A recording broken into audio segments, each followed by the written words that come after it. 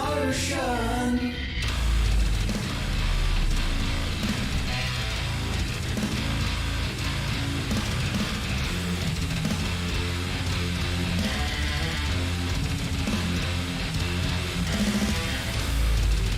And it's worship for the I did not know. Did you think I would let it go? Oh no.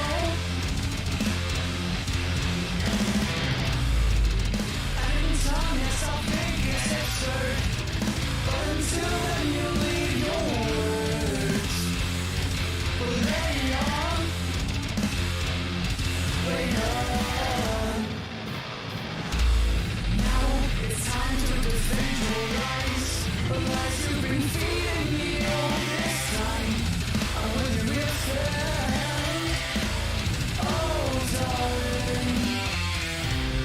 You say that you are the sun, but your ways, they seem irrelevant, but still go on. Now it's time to defend your lies, the lies you've been feeding me all this time. I will return. Oh, darling.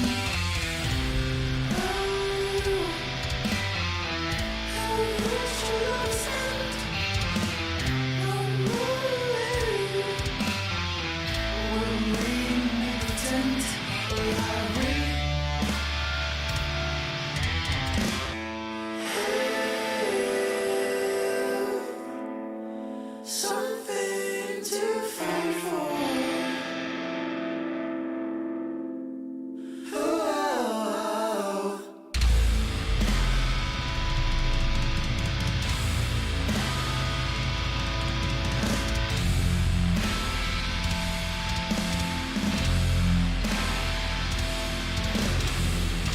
We had nothing to fight for.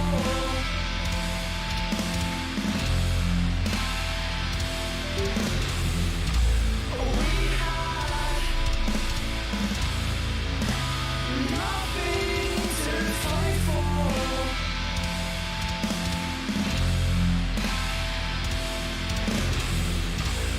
We had nothing to fight for.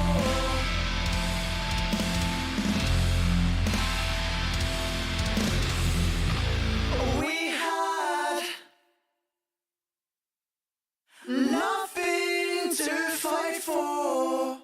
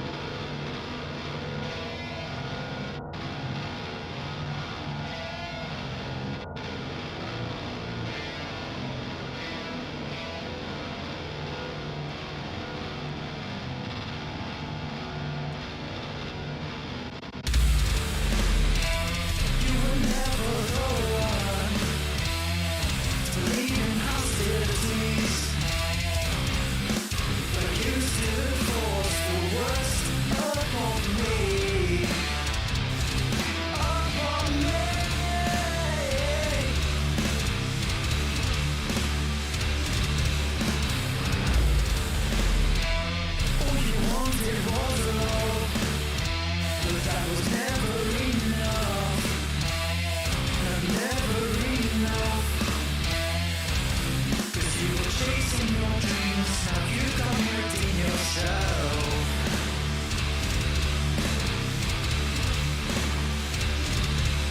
You were chasing your dreams, now you come hurting yourself.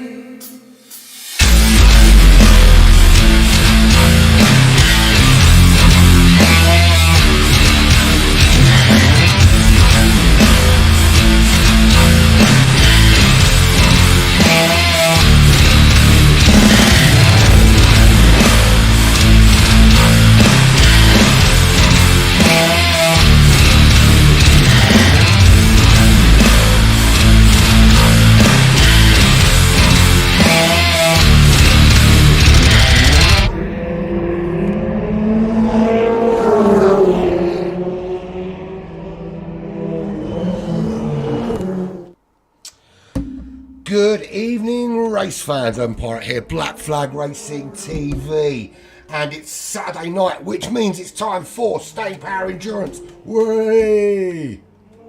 Clappy, clappy, clappy, clappy, clappy. Everyone clapping, everyone happy. There we go. So that's what we've got coming up today. Last week we were at St Croix. Really good race last week. It was awesome. This is how it looked at the end of that race. And it was really close. That battle in the end between Newton and Midas. Midas just winning out in that top three. Kevin again taking another win. That's 3 wins on the spin for him. TJ with a very good second, which has given us some decent point hold for that race. Demos in 5th, VR46 back in 6th. That was a good battle back, because bear in mind that he had to battle from the back of the pack after a few first corner incidents. Thanos in 7th, 8th was when Digo Arminus come home just behind him in 9th. Pleasure Craft was in 10th. Jay Rocket Rob 11th, 12th. Bendit in 13th, and Dry Bones Malone had a problem with his dog and had to leave just before the end, so did not finish. But because he'd done more than 75% of the race and it wasn't a rage quit, gets 2 points for last place. So this is how the standings look after 3 races. Kevin, with 3 wins out of 3, is leading the way with 75 juicy points. TJ second in the championship, 48 points. And despite the fact he wasn't going to be racing today, he is actually going to be racing today, which means he should pick up some more points. Wendigo in 3rd, Sturpan in 4th, Midas in 5th, Demos 6th, and then et al. All the way down to Dry Bones Malone in 20th. And we've had 20 entrants so far in the 3 races thus far, and we've got some more new ones this evening. This is proving to be a very, very popular competition. That's the wrong calendar information, but you can see there. Suzuka was the first race, Spa second, St Croix last week, which should be crossed out now. Bathurst is today, of course. There we go. So this is how we're looking this week. This week we are at Mount Panorama in Australia. It's this real-world street circuit covered in tarmac, obviously. 6.2 kilometres, which is 3.8 miles. 22 turns, and it's 2 kind of really distinct racetracks. You've got that kind of flat-out racing really from turn 18 all the way through 19, 20, 21, 22, 23 Murray's, and then turn 1 Hell Quarter right up to turn 2. And then you kind of head into the mountain section where it's a very different animal. It's all twisty and turny, and it's all about feathering your throttle and looking after your tyres, getting through there and making sure you clip the apexes and keep away from the walls before you come back out the dipper again, and then just go flat out and use a little bit of slipstream to make your overtakes. Best overtakes are going to be clearly on the Conrod under slipstream, up the mountain straight, same kind of scenario. Turn 2, the quarry, you're going to get some potential overtaking opportunities there. And also through Murray's and Hell Corner, turn 23 and turn 1, or 22 and turn 1. I don't know why it's essentially 22 turns because the dipper is essentially 1 turn. It's not 2 as it would suggest there. Anyway, right, so without further ado, let's head into the live feed. There we go. Round number 4 here at Bathurst. And we've got a full lobby bar. I think we actually do have a full lobby. Does that mean that Midas is still trying to get in? He's having a few problems getting in. Hopefully, his attempts to get in will not bug the lobby. Because he's just not. I don't know what the answer is. Clearly, there's an issue with some people's internet connection that they're not compatible with everybody and can't get into some rooms. Now, that to me seems to be an issue with people's personal internet and not necessarily the host, because there was me thinking it might be a host issue, but it doesn't look like that's the way, because if it was a host issue, no one would be able to get in the room. So I think it is to do with particular internet providers and the way that internet is distributed or whatever. And clearly, there's something going on. I remember back to the old days of well, it's Telewest at the time, it's called Virgin now, where there was significant problems with people getting online and stuff. Newton, to be fair, Newton, there is a spot if you want to jump in. The race is about to actually. I don't know if you're getting in time because the race is about to start, buddy. We've got a spot just purely because someone can't get into the room. But I think it's too late. But it'd be great if you get signed up for next week. If you get signed in early, you can guarantee your spot. That'd be awesome. Right, so just waiting for the race to start. We know where we stand in terms of where everybody is. We'll go through a run through all the new drivers when. Actually, we'll do it now while we're waiting for the race to begin. So Flinty's back. Missed last week, but he's had a couple of good races already. Rocket Rob, of course, is back. Bendit's he's gone for the GT, the Ford GT, which round here is tricky. That mountain section and that Ford GT are not going to be good friends. Jay running that Mercedes AMG GT3, which will be used in the Endurance Racing Championship, which will be here in a month or so's time. And also Wiggy's using the M6, which is the other car that our team will be using in that particular competition. Stormfly's gone for the GTR Nismo. Armin in the WRX. Demos is currently running well in that championship in the RCF GT3. Flinty, you need to let the guys know the race is starting now, mate. It's a bit too late. You should let them know in chat. So, we'll have a run through if people are on the track anyway. Sorry, my daughter was in the background making up loads of noise and I couldn't really concentrate, but she has disappeared now. So we've got 14 of the 15 runners. Unfortunately, Midas couldn't make it. I don't know if... let me red flag it now, so they know that Flinty is struggling. There we go.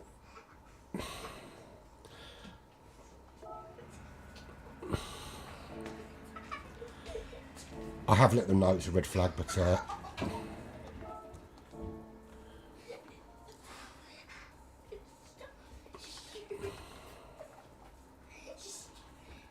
right, so hopefully they've got the message.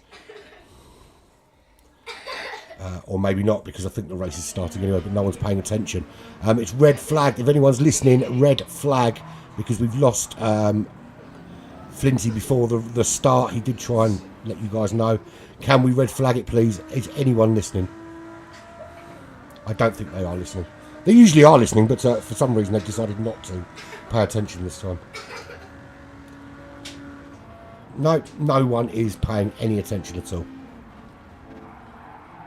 Apologies, Flinty, they aren't listening to me. I did try. Right, anyway, let me get all this information up and we can concentrate on what's going on. Sorry, bear with me.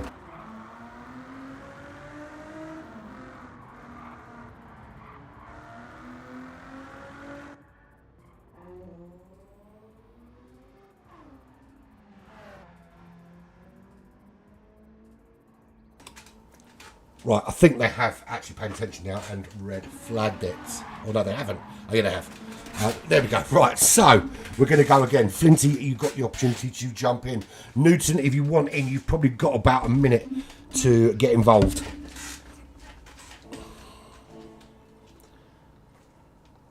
we go back to the lobby. There we go. Right, correct button is now pressed. So we're just waiting for... I think Flinty's coming back in now. Newton, if you come in, let me know and I'll let them know to give you 30 seconds or whatever.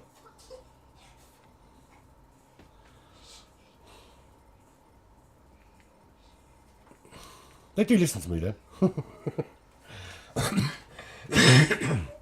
This has been really popular actually, this endurance series, and we've got some really cool races coming up in the next over the next few rounds. While we're waiting for everything to get sorted, we'll have a look at that calendar. There you go. So yeah, we've got Kyoto next. That's next week. Then Fuji on the 1st of April. Also Village on the 8th of April. The 15th at Watkins Glen. Really looking forward to that one. 22nd of April will be at Monza. Then it will be Trial Mountain on the 29th of April. Daytona also the 29th. And Le Mans on the 29th. That's 3 one-hour races back to back to decide the championship. And I think they're all double bubble points as well, those. So really looking forward to that particular part of the race series. And you're going to have to bear with me with my coughing today. Yeah, well, I've picked up some sort of cough of some sort. So, right, here we go. I think we're ready to go this time, and everyone's in, and we're gonna get cracking finally. So it's a reverse grid scenario. So basically, reverse championship from. So that's where we want to look like that. And I want to start with someone like Stormfly back there in 6th. So essentially a reversal championship order. Anyone new to the championship starts from the back. It's not fair to give anyone that's not competed yet that big of an advantage. But the lights will go out and we will be underway here. And a good start from everyone so far. No one bogged down on the line. We head into turn 1. It's looking good. And Knudsen just a second too late. I didn't hear from him, so I didn't know if you were coming or not. It's just 1 second too late. And that's a big spin from Stormfly. Was he clipped? That's the question. Happened to him again. That's 2 weeks in a row now that turn 1 has been an absolute nightmare for Stormfly. I'm beginning to think he should just stay away from turn 1 in every single race. So out in front is Flinty in that AMG Mercedes-Benz. Bendit in second. He's gone for that Ford GT, which I think is going to be a little bit of an issue in the mountain section, particularly later on in the race when the grip is gone. 2 compounds must be used, of course, the soft and the medium compound tyre. TJ's gone for that really cool Volkswagen in 3rd place at the moment. And he's ahead of Ricardus, who's made an absolute stonking move forward in that 911. Really good movement forward. I'll say that, and then he makes a little mistake, and Monkey Man Macho has got himself up into 4th. He is in. That's the Jaguar, and who was that facing the wrong way? And that was Bendit facing in the wrong direction, and everyone streaming through. He can't get the car back righted again, and as Ricardus as well into the wall. That's a bit of carnage there in that mountain section. And we see Demos coming through. We see Rocket Rob coming through. Jay way down at the back. He must have had a problem as well.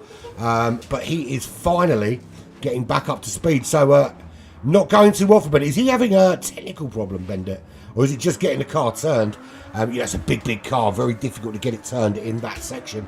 And that's a devastating blow for Bendit, who has opted for that GT40. And it's not working out too well for him.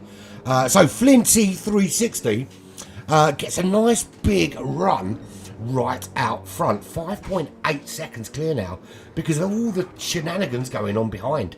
Look, it's a long race. It's a 2-hour race here. So plenty of stuff to still happen in this race. And it's going to be about how well you look after tyres and fuel as well.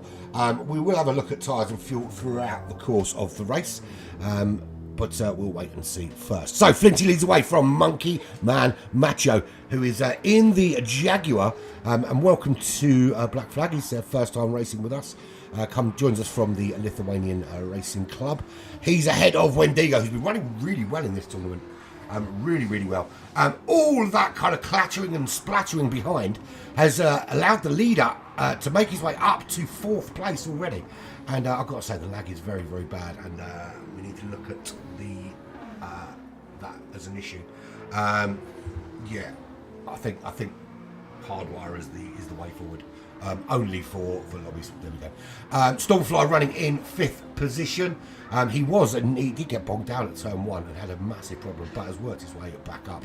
TJ lost a few places. He's down to 6th. He's in that Volkswagen Beetle, which isn't a bad car around here because it's got that nimbility. I don't know if nimbility is even a word, but it's a very nimble car through that mountain section. Paz Kozas running in I think he's in the 911. That's a great shot. There he is. He's in that 911, running through the mountain section into Conrad, and we will do a full on board with someone in a bit. Just want to have a quick run through of everybody and look at their cars, etc. There is Star Group Senior Wiggy. He's in the BMW M6, which will be used on this track in the Endurance Racing Federation race here in May, I think it is. Armin GT in the WRX, loving the livery on that car, very vibrant red and black colouring. Ricardus, we saw him facing the wrong way earlier. He's in the Porsche 911. Got some work to do now. He's 5.5 seconds behind his fellow countryman Arminis. Demos back in 11th place. Who's that going straight on? I think that was Rocket Rob behind him going straight on. And let me tell you something, Rob. I'm afraid, mate, doesn't matter how you dress it up. You can't park that there, mate. Yeah, so he's trying to get back on track, but he's miles away. And almost an unsafe joining as Bendit comes through. So Bendit up to 12th place. He's 12 seconds back from Demos already. But where this car is going to be strong, basically for all the way down Conrad and all the way through this section here. And Jay, way at the back of the pack, is 8.2 seconds back, sporting the livery we will be using for on that car for the endurance race. And that's our official Mercedes-Benz livery he's riding on with right there. So Wendigo with the fastest lap, so it's only fair and fitting that we go on board with Wendigo, which we'll do when he gets round to complete lap number 3. But at the moment, Flinty, that gap's down to 3.5 seconds as Monkey Man Macho and Wendigo start to close the gap. Monkey Man Macho picking up a half-second penalty, so that will allow his compatriot Wendigo just to make the move on him. Is he close enough? He's just outside that kind of slipstream 1 second area, but now he's served that penalty, you'll see how much closer Wendigo will be, and it's a brutal penalty line halfway down Conrad there. Really beautiful. I was saying beautiful, it's not, it's brutal. So Wendigo right up behind him. We're going to go on board with Wendigo from this point, and just show you just how tricky this track can be. We'll do it from the hood view like that so you can see. So you're kind of setting up your lap here into Murray Corner, and then you're on that power when you go across the line, sticking to the right hand side into Hell Corner. And it's called Hell Corner because it used to be a tree trunk, or right on that corner there, and it used to kill enough people. Monkey Macho Man, he is off the track. He spun out. Kevin's going to go through, Stormfly through, Paz Kozas through. He's lost a number of places there. So you're blasting up the hill here into this mountain section. At that 50-metre board, you get on the brakes, get it turned in, and you want to let this car drift as far out wide left as you dare, without touching the wall, of course, before blasting straight into this really tricky section. And I mean, it's one of the best parts of any racetrack anywhere. Back on the power again. Little lift when you get to the top of the hill here, just to get it turned, although he's done that flat out. If you can avoid the wall, all the better. And then you've got a couple of little left-handers here, which are just lift for there, and you lift for this one here. Back on the power, then you're looking for that Audi R8 sign up above, dropping down the power into this section. You're dropping down through the gears, slowly feathering the brakes because you don't want to spin your car there before you get into this downhill section heading towards Conrad. Hard on the brakes here, down into first gear, get that rotation, then you're on the power as early as you dare and heading up the road after Flinty. This is a long stretch of straights. If you're in the slipstream here, the really good opportunity to make the overtake. But if you're going to make it, you need to get it done before this little kink to the right. Because you kink to the right here, 150 metre board, you're on the brakes. Getting it turned in, you've got the hotel there on your right hand side before you sweep round to the right to head down towards Murray's to complete your lap. And of course, if you're pitting, you would peel off there to the left hand side to do that. And here comes Wendigo, and he's closed that gap to Flinty to just 1.3 seconds. So there you go, there is a lap on board with Wendigo, who currently has the fastest lap, of course, around Bathurst, this iconic circuit map panorama. Anyway, moving swiftly on. Stormfly in the pits, very early actually, surprisingly early. I'm trying to get on board with him, which is wise. It won't let me go on board with him in the pits. Still a couple of little bugs in this game, of course. There he is, he's coming in. I don't know why he's coming in quite as early as that. He's obviously getting rid of those medium compound tyres. So, let's have a quick look at tyres and fuel, shall we? Quick look. There you go. Hope you like the all new look, cleaner overlay. I think it's better. It's cleaner. It's easier to manage. So that's how we're looking tyres and fuel wise. Flinty on those soft compound tyres. They're lasting quite well at the moment. Wendigo behind, he's also on those softs. Remember, at some stage, these guys will need to run a set of medium compound tyres. Kevin 77, he's starting on the mediums, which is a strange choice, bearing in mind that I suppose if you can run for a long time on the softs, it doesn't really matter. But this way, I suppose this way is getting him out of the way. But he has made his way up to third already, 7.6 seconds behind Wendigo. 2.1 ahead of this man here, Paz Kozas. And you know, we've seen how this guy can perform in on a Sunday evening when we do the Lithuanian National Championships, which is no longer, unfortunately, being broadcast here on Black Flag Racing TV due to financial constraints at their end. I hope that's the reason, and they don't just hate me. It could be that my really annoying voice has just pissed them off so much they've just done enough. Who knows? But Paz Kozas running in fourth. He's 2.5 seconds clear of Monkey Man Macho. Monkey Macho, I think Monkey Macho Man sounds better. Monkey Man Macho. I do want to check something because you can do the nicknames. He's kept the same name anyway. But yeah, we're going to put it on nicknames because I think it's better. So Wendigo has taken the lead of this race. He is ahead of Flinty. How much of a gap can he pull? It's going to be key for him now as Flinty just sliding out the back end of that Mercedes-Benz, but keeping it on the road. He's still tucked in that slipstream. So Wendigo's not going to be able to pull away as much as he would necessarily like to. But at the moment, his fastest lap, Flinty, is a 2:02.4 to Wendigo's 2 minute dead 0.8. Kevin 2:02.3, but he's on those medium tyres, of course. Paz Kozas on the soft compound 2:01.0. Monkey Man Macho, quick lap for him as well. He's only just 5 hundredths of a second slower than Wendigo's fastest lap, and Wendigo's currently in the lead of this race. Wiggy is behind. He's in that BMW M6. 2.8 seconds ahead of Arminus. 5.9 seconds behind Monkey Man Macho. I'm never not going to have fun saying that guy's name, but I will probably get it wrong. There we go. So Wiggy's also on those soft compound tyres and running those. He'll run those until the fuel runs out. There he is in the WRX, that's Arminus GT. He is 1.1 seconds clear of TJ. Fastest lap for him is a 2:03.0, running on those soft compound tyres. He's just gone faster than ever, though, in that particular sector.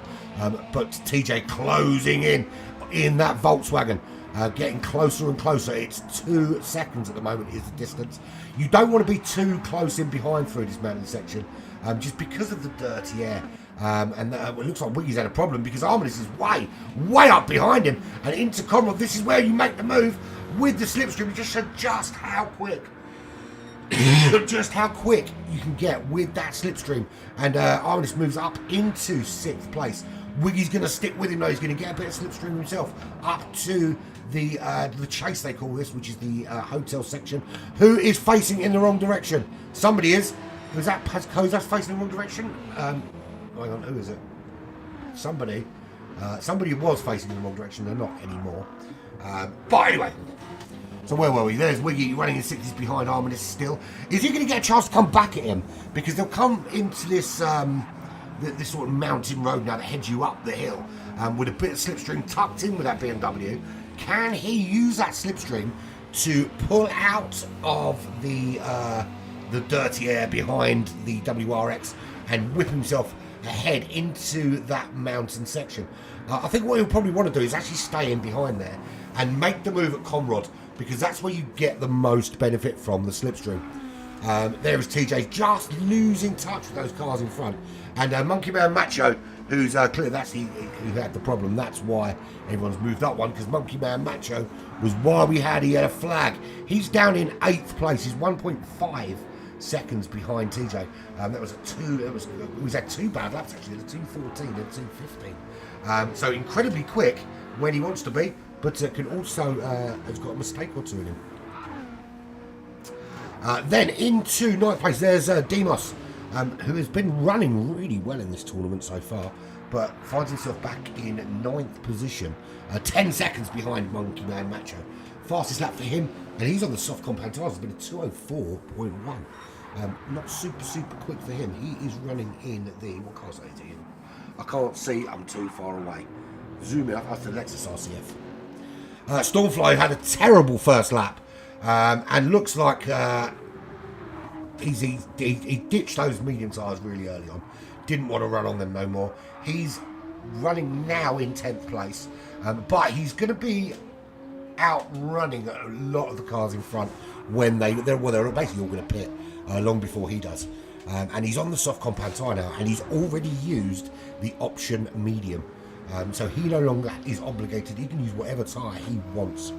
The weather here is on random, but because it's Bathurst, it won't rain. Might get cloudy though. Regardless, he started out really well. He was moved his way up the order with that little bit of carnage into turn 1, but finds himself now just sitting in 11th place, just under 10 seconds behind Stormfly in that 911.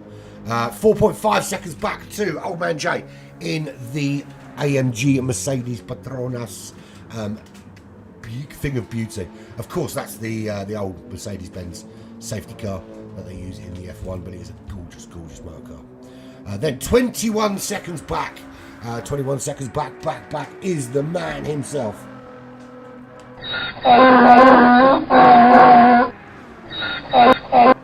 The donkey. The man, the myth, the donkey. Just been overtaken there by Bandit, who's up into 13th place in that Ford GT. And we saw that Bandit was actually in the lead of this race, and then just spun that GT round in that mountain section and took an age to get it turned. But they're both running, well, he's running the Bandit on the soft compound tyres, and Rob there running on the medium compound tyre. So there we go, that's everyone's tyres and where we're at this stage. So this is round number 4 of the Staying Power Endurance Series from Black Flag Racing Team. We're at Bathurst for this 2-hour race. Now we're looking at somewhere around 2 minutes a lap for 120 minutes. We're looking at somewhere around, probably with pit stops, somewhere around 58, 57 laps. Something like that, I think it wouldn't be unreasonable to expect that to be. It's clear to go losing the back end of that Volkswagen very quickly there. Yeah, so I think somewhere around 57, 58 laps would be the sort of amount you would expect to see. But you never know, it could be less, it could be a little bit more. But when Digo leads the way, he is 4.2 seconds clear of Flinty, who's holding his own now actually. And you've got to bear in mind, look, we know Kevin's on the medium compound tyres, but medium compound tyres are not. This guy's very quick. And the fact that we've got Wendigo ahead, we've got Flinty ahead, we've got Paz Kozas putting some pressure on behind in that 911. Can he get the 911 past him? Because he's now the fastest man on the racetrack with a 2 minutes .362. So really putting on some pressure. Pit window for these, for everybody. That some like Stormfly have already gone in, but the sort of necessity pit window will open somewhere around the 40-minute mark. I think there or thereabouts, just before maybe. Somewhere around lap 17, lap 18 is when we'll start to see people start to jump into the pits. Maybe sooner. I think it depends on the sort of strategies people are planning on running. But it's certainly a 2-stop race, this. And his GT's 12 seconds back. He's a little bit on his own at the moment. The gap behind Wiggy just dropping off the pace somewhat. 4 seconds back he is in 6th place. But, of course, he'll be looking after his tyres and fuel a lot better. He does have Monkey Man Macho behind him. And this is where we can see an overtake with this slipstream. Is Monkey Man Macho close enough? Look at this, we see him coming up behind Wiggy. He'll pull out to that right-hand side. There's no point fighting this with the slipstream. You may as well let the car go because it's really, really difficult to defend against that. And they've got so much more speed with the slipstream. It doesn't make any sense to try and defend. Just let them get through, tuck in behind, and then you yourself can get some of that sweet, sweet drag reduction. And use that to your advantage next time out. Little bit squirrely there from Monkey Man Macho as the back end of that Jaguar just goes wiggle, wiggle, wiggle, wiggle in front of Wiggy. So TJ into the pits. He's ditching those medium compound tyres early on. He's sick of them, going straight onto the softs. So actually, I think those on the medium tyres are going to get rid of them earlier than those running on the softs. They're just going to get in, get rid and move on to something a little less shit, essentially. 6.5 seconds now is the gap for Wendigo out in front. Nice, solid gap. I mean, yes, look, he's not going to get benefits of things like slipstream.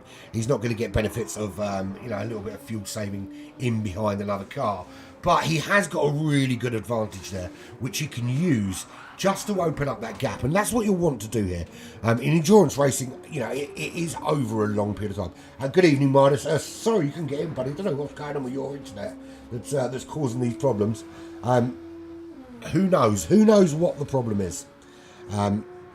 Maybe speak to your ISP and see if they can help you with that problem. So, it's a 2-hour race. So, look, it's not one on lap 1 or lap 2 or even on lap 10.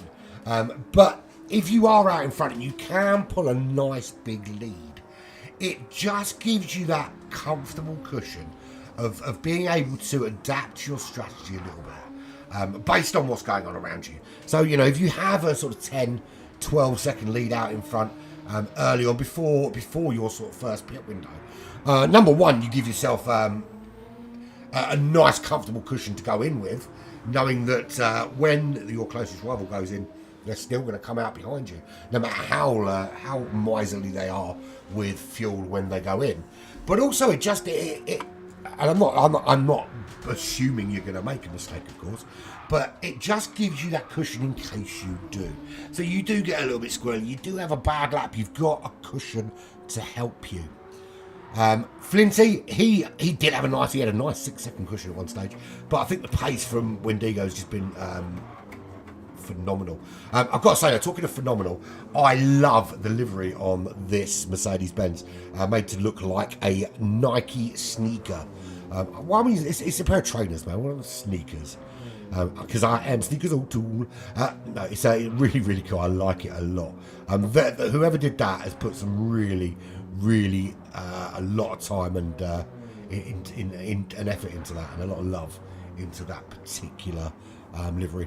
If you did it yourself, then congratulations to you, my friend. Congratulations to you. But at the moment, he is 6 seconds clear of the current championship leader, Kevin 77. His closest championship rival, TJ's been in the pits. He's way back down the order. But we know he is capable of fighting his way back through, as he did, last week at St. Croix.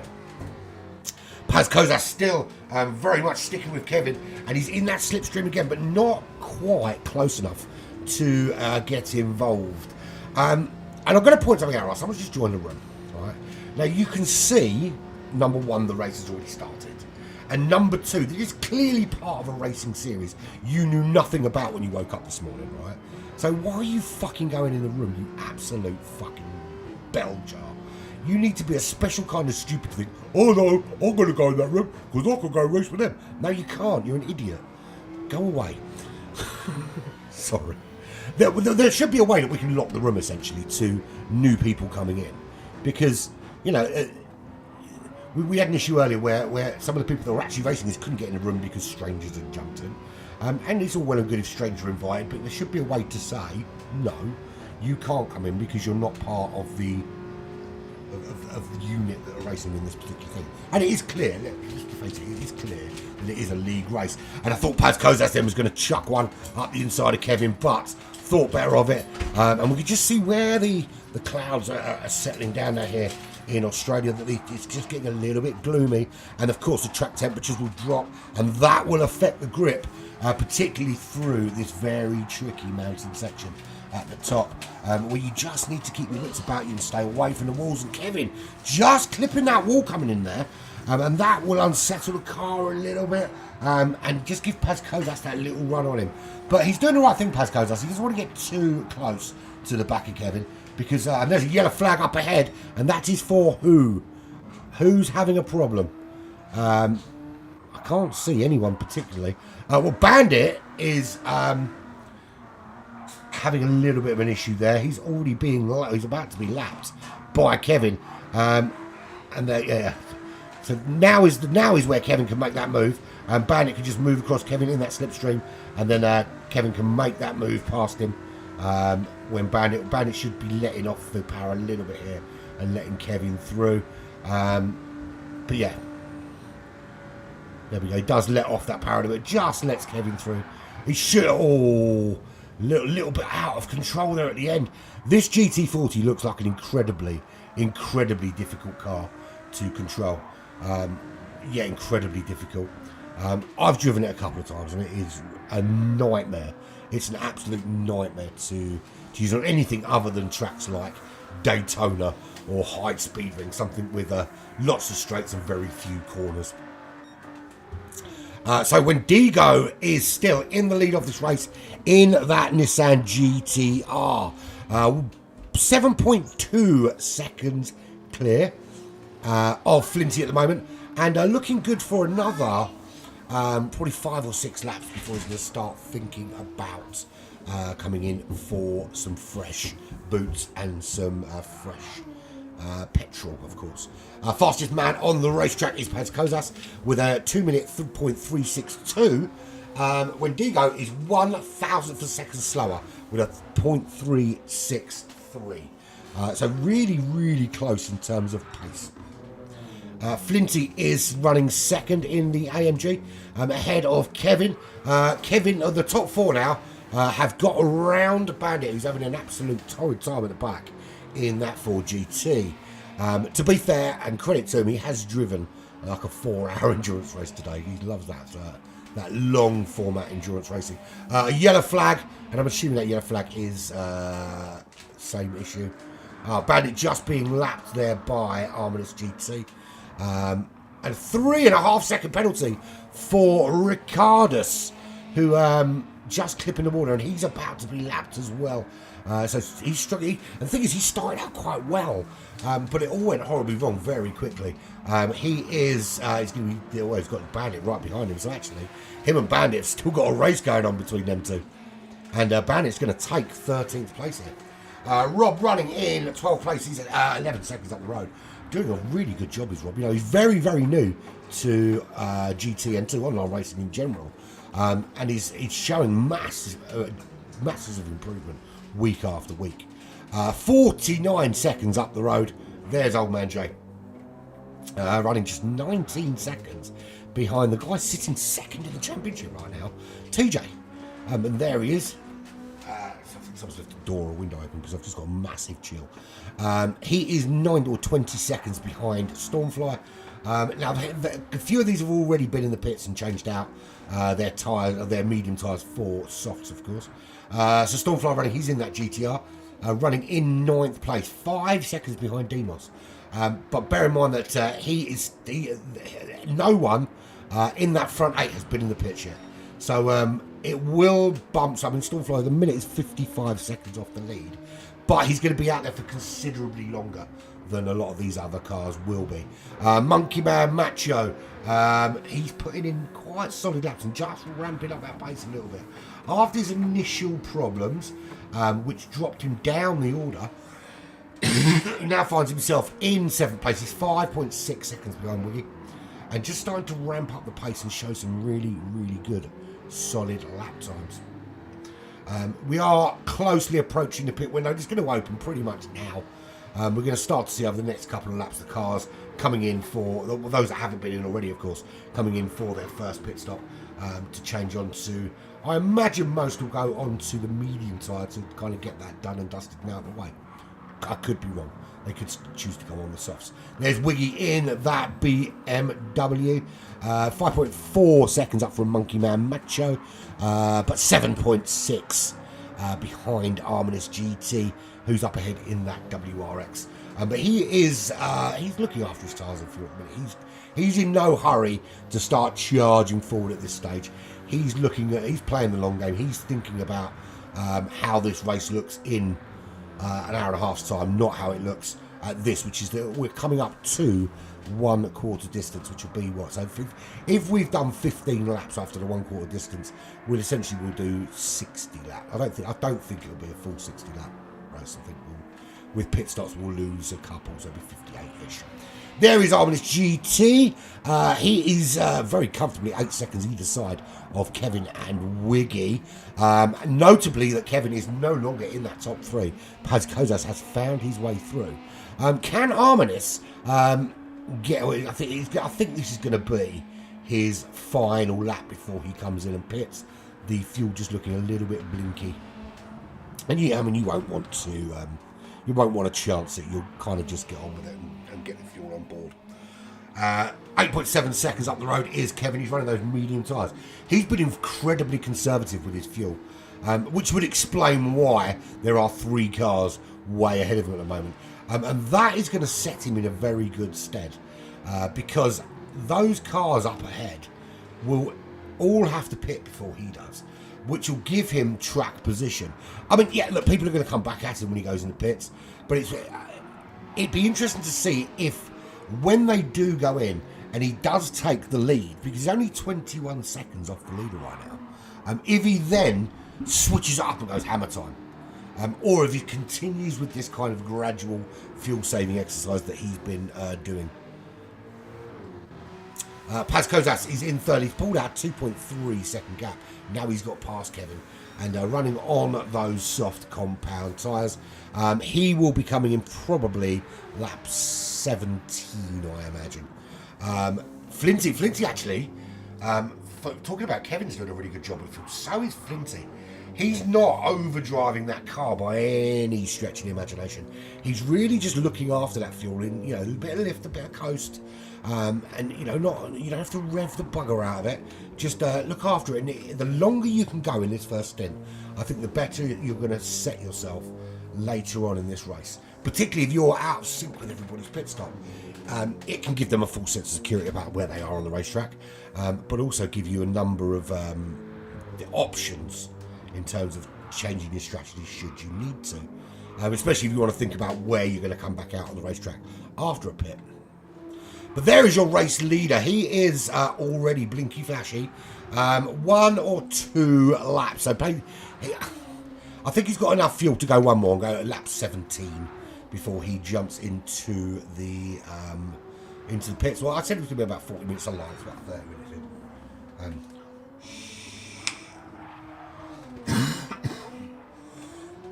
Good evening, Canados. How are you? Shame you couldn't. You're not racing with us this evening. Been very popular, very difficult to get a spot in staying power at the moment. But yeah, Wendigo's now 13 seconds clear from Flinty. As I said, he can either jump in. No hassle. How are you doing, my friend? It's been a while. How the bloody hell are you? I hope you're doing well. Yes.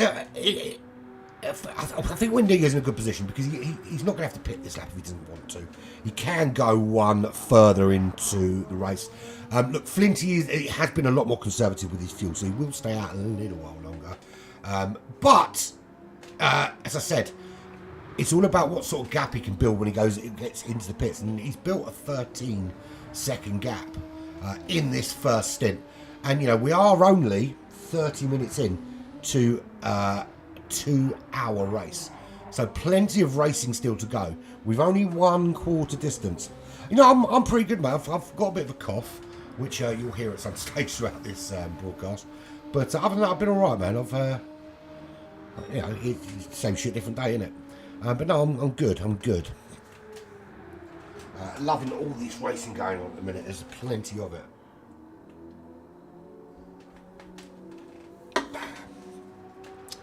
That's that can of Pepsi gun. I've got another one to open in a second. So Armin is jumping into the pits from 5th position. Remember, some of these cars still need to run medium compound tyres. There's those that started on the mediums, pretty much all of them, bar I think Rob has. So just clear to go at the back of the pack. He's the only one that started on the mediums that has stayed on those mediums. Although it looks that is now he's pulling into the pits to get rid of them. So he actually is. So bang on. So yeah, all the medium tyre runners have, or the medium tyre starters, went in really early, got rid of those mediums, didn't want to fuck about with them, just put on the soft compounds. And let's face it, we know the softs can go pretty far into this race. I mean, if you look at the wear here, you can see by the wear there that even with half a tank of fuel to start, it's not burning through the tyres significantly that they have to worry about the wear on those soft compound tyres. So maybe the answer on those mediums is just to burn them and churn them and get rid and come back out again. Unless, of course, if you've got significant pace on those mediums, then by all means, stay on them. So 13 seconds is his lead. He will pit at the end of this lap because that gap has come down a little bit. It was 13 and a half. It's come down to 13.1, but he's actually staying out again. So he's doing one more lap, is Wendigo. Really taking it, but you can see his time's not really dropping off. That was a 2:01.2, and he's been lapping in the high 2 minutes, the low 2:01s all the way through. So interesting to see that it's not, despite the fuel being quite low, they're not dropping off in terms of speed. Flinty, he's going to go, I reckon he can go to probably about lap 20 or 21 with the way he's been looking after that fuel.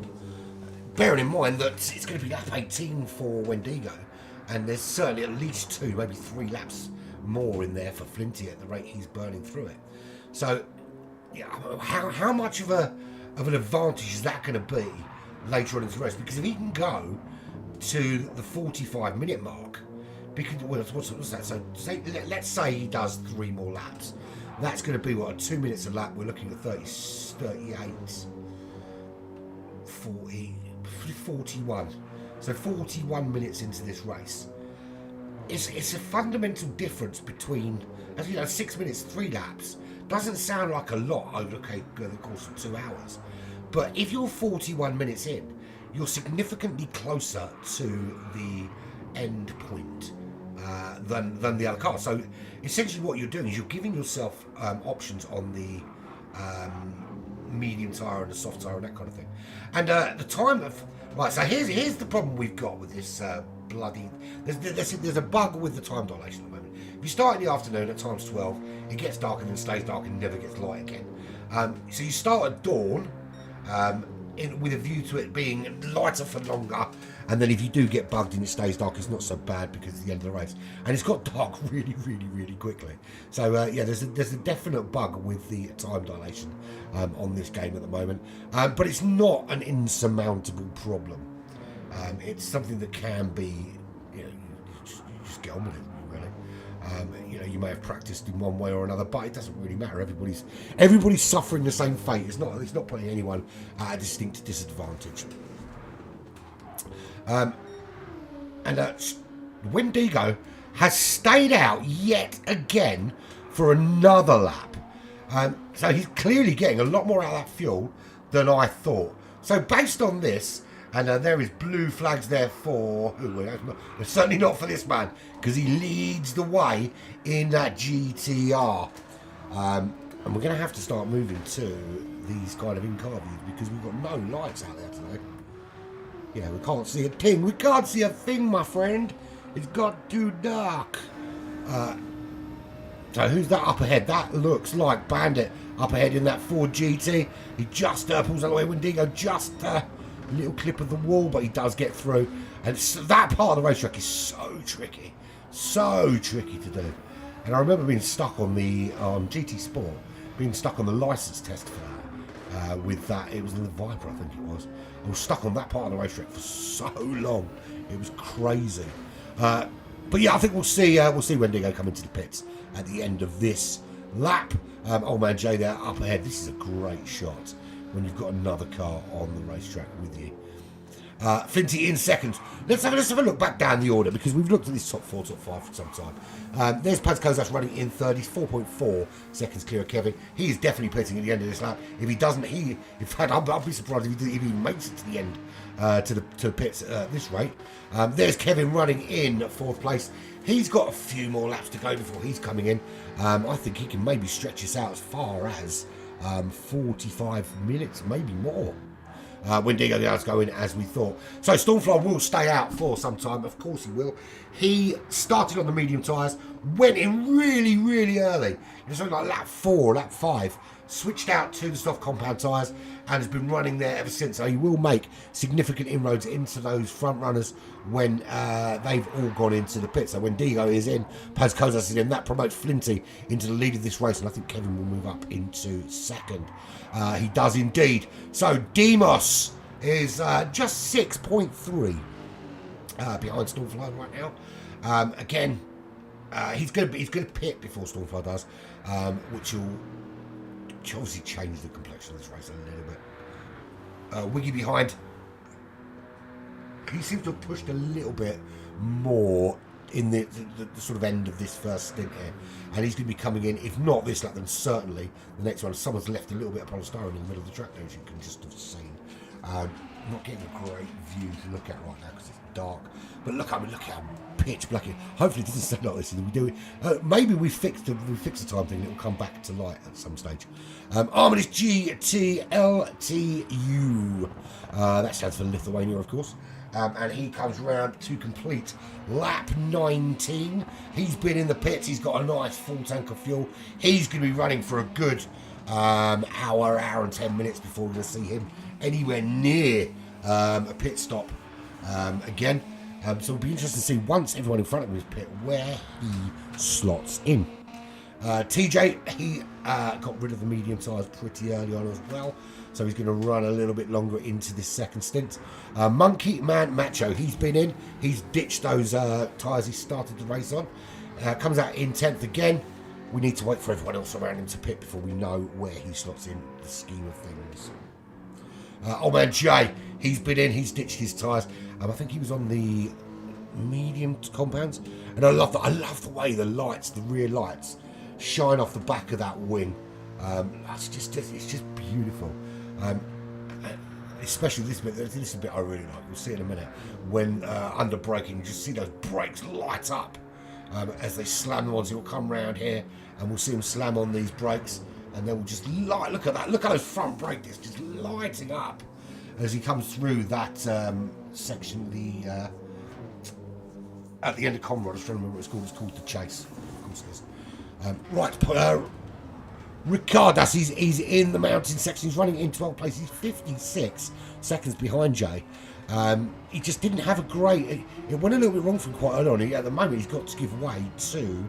there's a car coming behind him, so they're going to have to think about how he gives way to him at the Conrad. I don't know who that is coming up behind him. Difficult to see at this stage. But yeah, at some point he will be giving way. Bandit in 13th place. He's made his way ahead of Rob.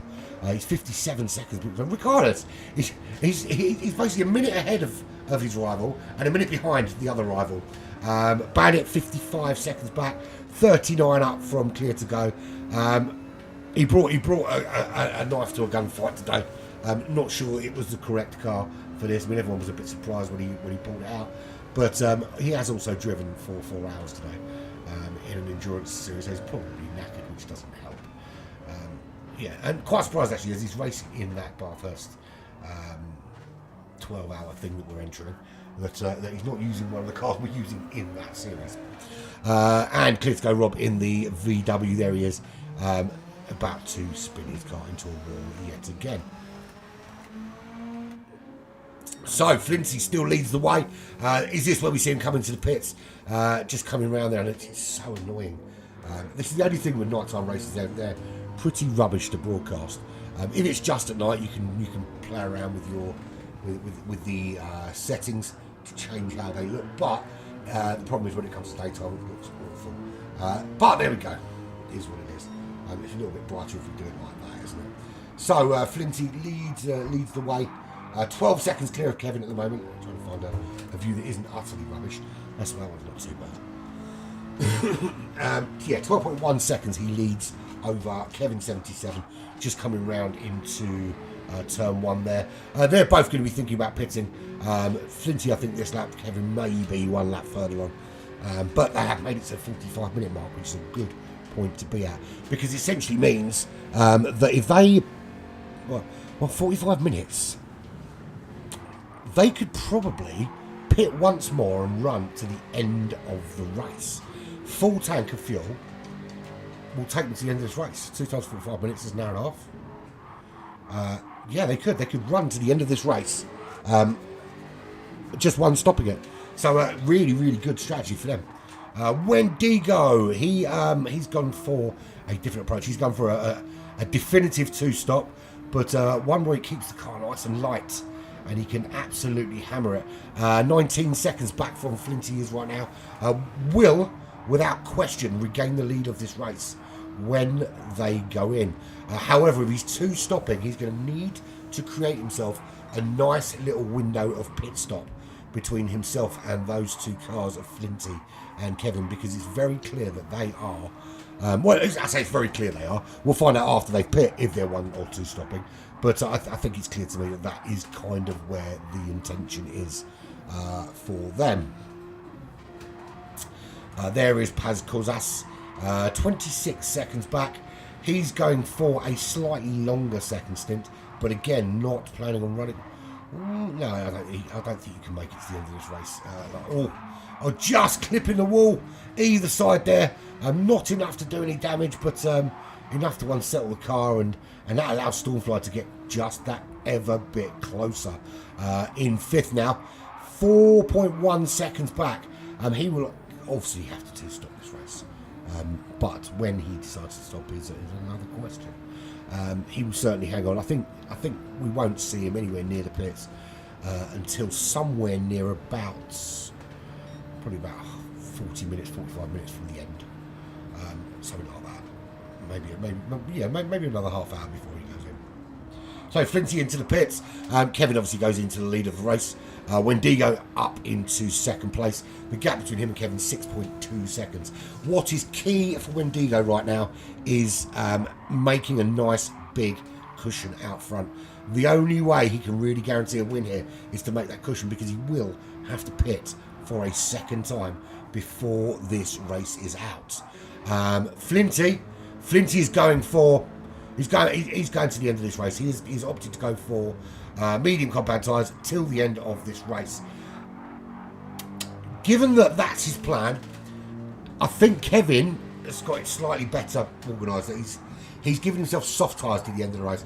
Look, they're going to be a little bit ropey when it gets towards the end, but not so. And you can see from the wear so far on those that have gone in, that not so ropey that it's unfeasible. So I think, if you look after the tyres well during that 2nd stint, you can certainly get a lot more life out of them. The problem is it's how racing can go in the last few laps, of course. That's always going to be the big question. So, any of you watching, what do you think of the new overlays at the bottom?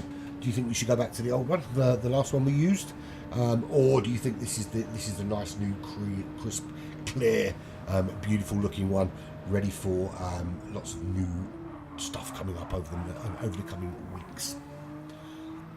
I personally, I like this one. It's a lot.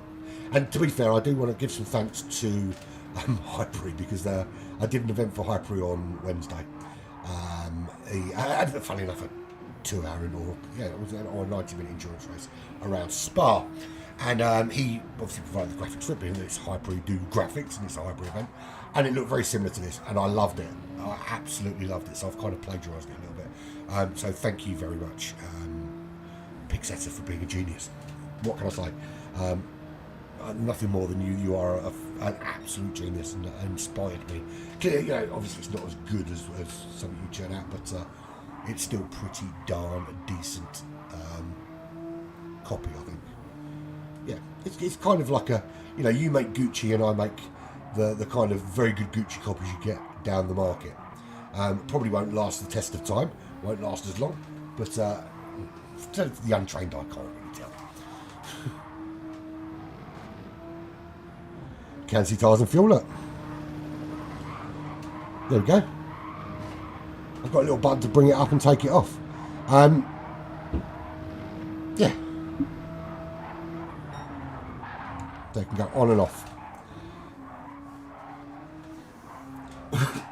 similar to what, I mean, you can't see tyres and fuel in a number of other racing games. In fact, most racing games a spectator can't see tyres and fuel at all. So it's not a big loss. I mean, you can't in F1 certainly.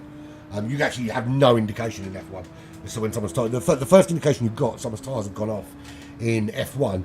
Well, you've got two. You've got one is they go into pits and change them, or two is that they crash into a wall. that's how you know.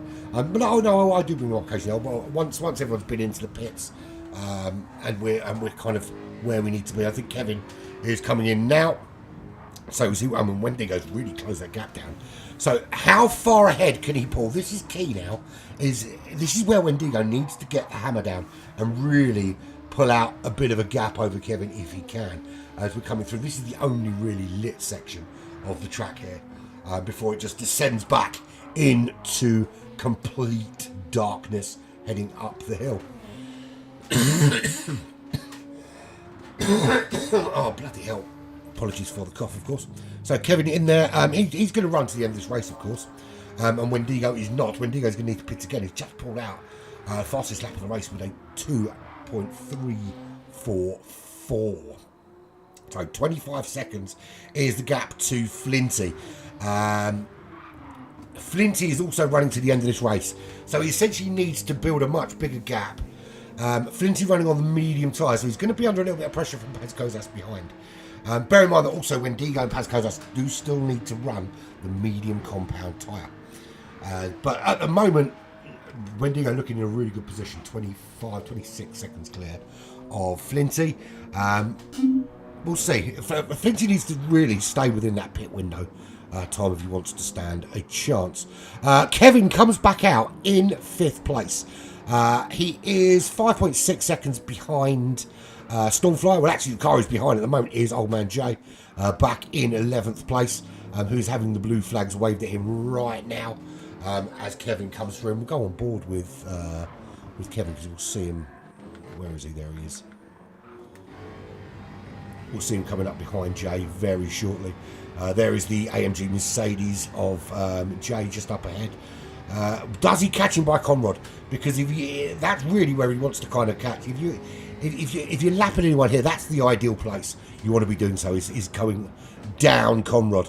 He needs to be a bit closer, I think, or gets a much better exit out of this little section here, and he is a lot closer actually. So should just breeze past Jay.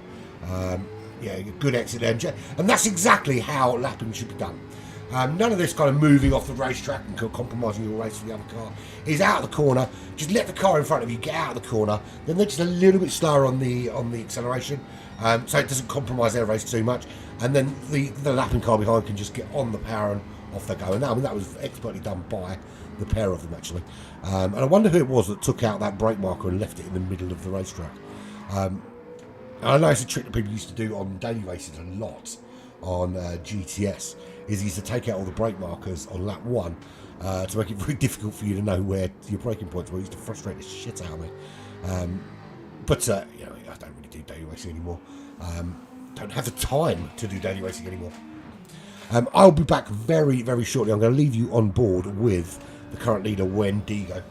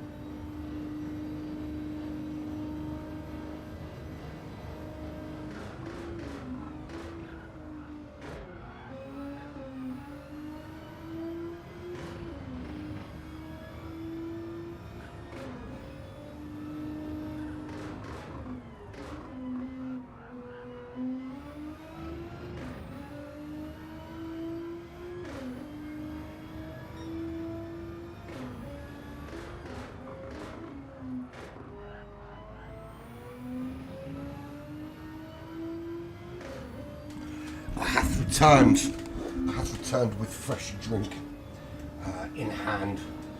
Yeah, I thought I had a spare can of Pepsi sitting here, but then I picked it up and realised it was indeed an empty one from earlier on today. So that's a bit of a problem. Right, so Wendigo's gap, very, very comfortable at the moment, 33 seconds. Now Paz Kozas, in the meantime, has made his way into second place. And that's a good position for him to be in. Look at the stars, just look at how cool those stars look. Look at that, it's a beautiful, beautiful thing. I love this racetrack and the detail in this racetrack when it does get to night time. Just imagine when you're racing here. It must be so difficult to concentrate on the racing with such beauty around you. We'll talk about this racetrack in a bit more detail in a minute, actually. Well, we'll do the run through first. So, Paz, that's where we want to go. We want to see the cars. It is a mammoth task. You're absolutely right. I think 2 hours on any track is difficult, but I think here you're right. It's so hard because the level of concentration you need through this section alone is difficult, and to churn out. I mean, if you look at Wendigo in terms of his laps, that level of consistency in that kind of low 201s to high 2 minutes, lap after lap after lap after lap after lap.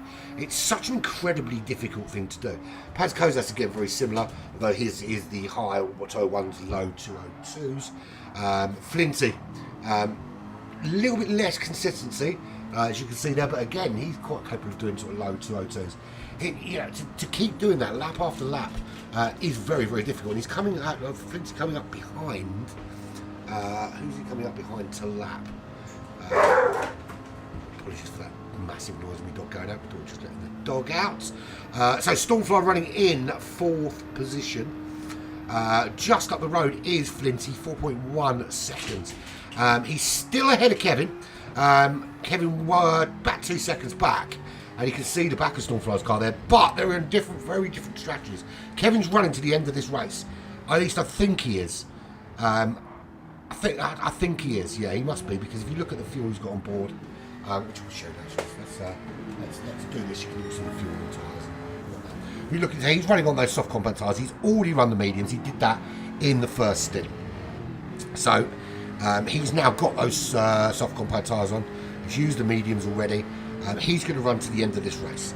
Stormfly ahead, started on the mediums, same as Kevin, but he went in very early to get rid. And he's going for a 2-stop strategy here. Does that mean he can push a little bit harder? Potentially, but we'll see. I think the fact that Stormfly got spun out on lap 1, it may be something that needs to be looked at by the stewards. And just a word about strategic wise, there are a couple in the wind at the moment which are being dealt with. I just haven't had the time. I've been incredibly busy, but they will be sorted in time for the next race in that series, I can assure you of that. And also the race from Thursday night, which I haven't yet broadcast, I will do. I've got a 3-day tomorrow, so I'll do it tomorrow. Anyway, moving on. Arminis GT, 24 seconds back. He's on those soft compound tyres and running quite comfortably at the moment, 12 seconds clear of Monkey Man Macho. Love that name, love it. It goes a little bit hot there and nearly clips the ball into the mountain section. He is 12 seconds behind Arminis, 3 seconds up from the guy who's currently second in the championship, TJ.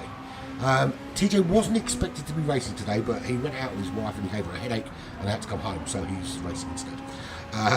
But to be fair, the spot only came up last minute. Lucky to have got the spot, to be fair. But there we go. 20 seconds back is Wiggy, who's on the medium compound tyres. He's also going for a 2-stop strategy, so running the mediums in this middle stint. Demos on the racing soft tyres. Don't know if he's used it. I think he started on the mediums, to be fair. But this truck, it just knocks the, bearing in mind, we used to see Demos up there with Kevin, but he's not finding the same kind of pace here at Bathurst today. And just struggling a little bit back in 10th. He's that's into a wall. Can't park that there, mate. I can't reach the button. I've got my hand leaning over the side of the more wheels and all that. So I'm not pressing. That's why I haven't pressed that many buttons today, because it's just out of my reach, the stream deck, because I'm using the other microphone because of my. I'm flitting between the two at the moment, see which one gives the better sound quality. A minute up the road is old man Jay in the Mercedes Benz. Looking alright for him at the minute with 54 seconds over Ricardus. Ricardus LTU, another of the Lithuanian drivers. And welcome back to, a few of them have been with us from the dawn of time, like Carlos have been around forever, as is Wendigo. But yeah, welcome to those returning and to those that are new from the Lithuanian community. And it's good to have you racing with us again.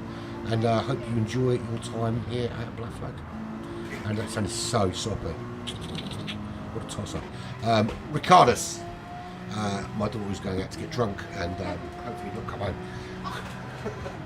Are you not wearing a coat? You're going to freeze to death. Where you go? You go Weatherspoons. Bye. The epitome of professionalism, isn't it? The epitome of professionalism. Yeah, my daughter's going to Weatherspoons. Yeah. Rock and roll lifestyle, absolute rock and roll lifestyle. So there is Ricardus. He's gaining on Wiggy to unlap himself at the moment. I mean, he's got every right to do that. Bit of an odd decision to do that though. Why is Wiggy going? The question is, why is Wiggy going so slowly that Ricardus is able to unlap himself, or is that BMW just really struggling on those medium compound tyres? He's going to get blue flags for an absolute age unless he can put a big gap out. 13th place there is Rob, clear to go. He is some way behind Ricardus. Well, he's an entire lap behind. Bandit's in the pits. Is he just staying there? Yeah, I think he realised he brought the wrong car, and he's decided to park up in the pits and soft rage quit, as I like to call it. That's essentially it's a soft rage quit. It is what it is. Wrong car again, my friend. Wrong car again. So need the lights to come back on because it's getting a bit boring with cars like this. Love that shot, like that shot coming down there. It was absolutely phenomenal.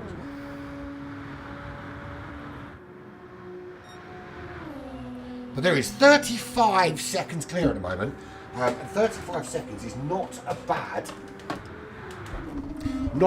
lead to have, especially when it's opening up by a few tenths in every corner over his countryman Paz Kozas from the Lithuanian community. You know, we seem to be welcoming a lot of European communities into Black Flag. We're very we're like the United. I don't know if anyone remembers the UK ads from the sort of 80s and the early 90s. United Colour of Benetton. That's essentially, we are the United Racing Team of Benetton. Sorry, just having a drink. I felt like I was going to cough. I wonder if Benetton would sponsor us because we're so multicultural. Maybe, just maybe. But yeah, Wendigo leading the way, 36 seconds over Paz Kozas, who's got himself up into second position. He's 4.6 seconds clear of Flinty. Flinty's been running really well in that top three. Really great performances from him. Both when he joined us a couple of weeks ago and this week. Couldn't make it to race last week, but he's back with us, of course, for this 2-hour endurance series. He's got Kevin behind him. Kevin's made the move around Stormfly, but of course Stormfly's got to pit, so they're on different strategies. And Kevin making this move on Flinty. They're side by side going into the mountain section. Very brave to be making the move there, but up into third goes Kevin. That's probably the only place you can make that overtake before you get through here. So he had to get that done really before they got into this section, or we would have been stuck behind him until they got to Comrade. But Kevin moves up into third position. Remember, he's running to the end of this race. I think towards the end he's going to find fuel to be a little bit of an issue just as they come towards the end of the race. But I'm sure he can manage that quite well. So he's 4.8 seconds behind Paz Kozas, 38 seconds off the leader. But we know that the leader, Wendigo, has to pit again. And the pace Kevin seems to be churning out now, and You can see he's just ramping that pace up now into the just under 2:01, high 2 minutes, and the low 2:01s as a steady pace, which is a similar pace to that of Wendigo, although Wendigo just dropping off the pace a bit there with a 2:03. But that could be because he's stuck behind Demos, who he's lapping right now, but he does get through. I think Demos should move over and let him through. Well, not move over, but you know what I mean. Should just slow up the pace and let him through. And he does come off that racing line. He lets Wendigo through. But the gap is closing down, and he needs it to be getting bigger.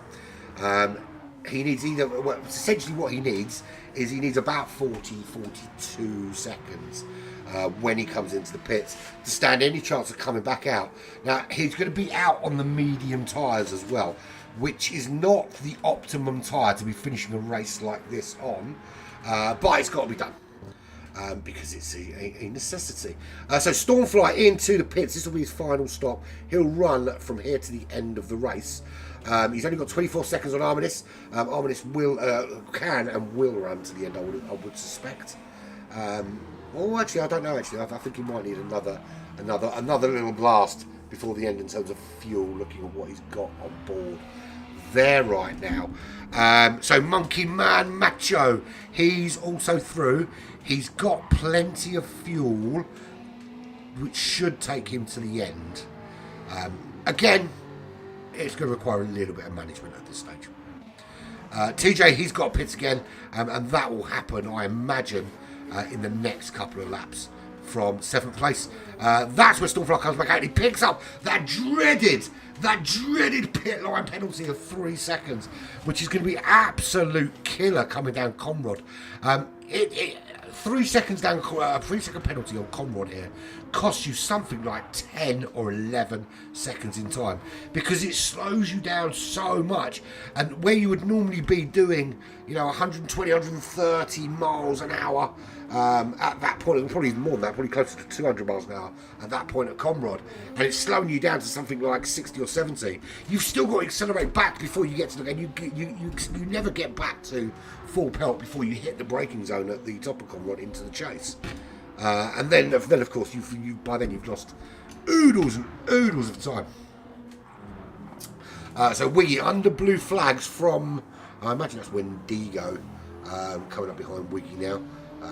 We can have a look, can't we? Yeah, that's Wendigo coming up behind Wiggy. Demos in 10th place. Old Man J running 11th. Ricardus is in 12th place. And clear to go in 13th. Bandit has given up. And as you would in that awful car. Look, great to look at, but it's like driving a fucking wheelie bin. Particularly around a track like this. So I said I was going to talk about this track a little bit. Now, for me, it's one of the most interesting racing circuits in the world, and I'll tell you why. Because it looks like a purpose-built circuit, but it's not. It's actually a street circuit, and this is a community here. And you'll see if we go on board with the car, you can see all these little gaps in the walls. These are all turn-offs that lead to properties, particularly when you get up into the mountain section as well, which I'll show you. We'll stay on board all the way through that. So essentially, these are roads that you would drive on during the day. They have a private security firm that actually police these roads, and it's a very, very strict. I think it's 25 mile an hour speed limit is enforced around these roads when it's not being used for racing. That there, where you come out into Hell Corner, at Murray's, that's the entrance to the Bathurst Museum. And you can get in as well there on the right hand side. But as you'll see here, you can see that they've actually recreated some of the properties in the distance, in and amongst the trees here. And it says that these little turn-offs here are all entrances to the properties that line all the way along this right hand side. It's all property, and then you come up and you've got a big house on the left hand side there, which is part of a farm which owns all of this. But then there's more properties all the way along here, all up the left hand side here and the right hand side. And then as you go through, there's actually a kids play park up here which they're all playing, but there again more properties all the way along here. Now they run a number of 24-hour races around Bathurst, as you know. So the question is, how do they get in and out of houses? Well, they've built an actual underground tunnel system which allows these properties, so essentially from the properties, you can get down into the tunnel system and then out outside of the racetrack area, so that when there are events on, the people can come and go without too much of a problem. Now, I can't imagine, in Australia, if you buy a house there, you know what you're buying a house there for. You know that. Would you believe there are people in the UK that live near football grounds, and there seems to be a big thing at the minute about people complaining about the noise from a football ground. When these people bought their house, when the fucking football ground was there already. I don't imagine we have that problem with people that live near Bathurst, because one, they're Australians, so clearly a lot more chilled out. Plus, I'm sure if you're buying a property next to Bathurst or Mount Panorama racing circuit, you know what you're getting yourself in for. You know there's going to be lots of racing cars driving very fast around the streets around your house. Quite simple. And I can't imagine anyone bitching and moaning about that for any length of time.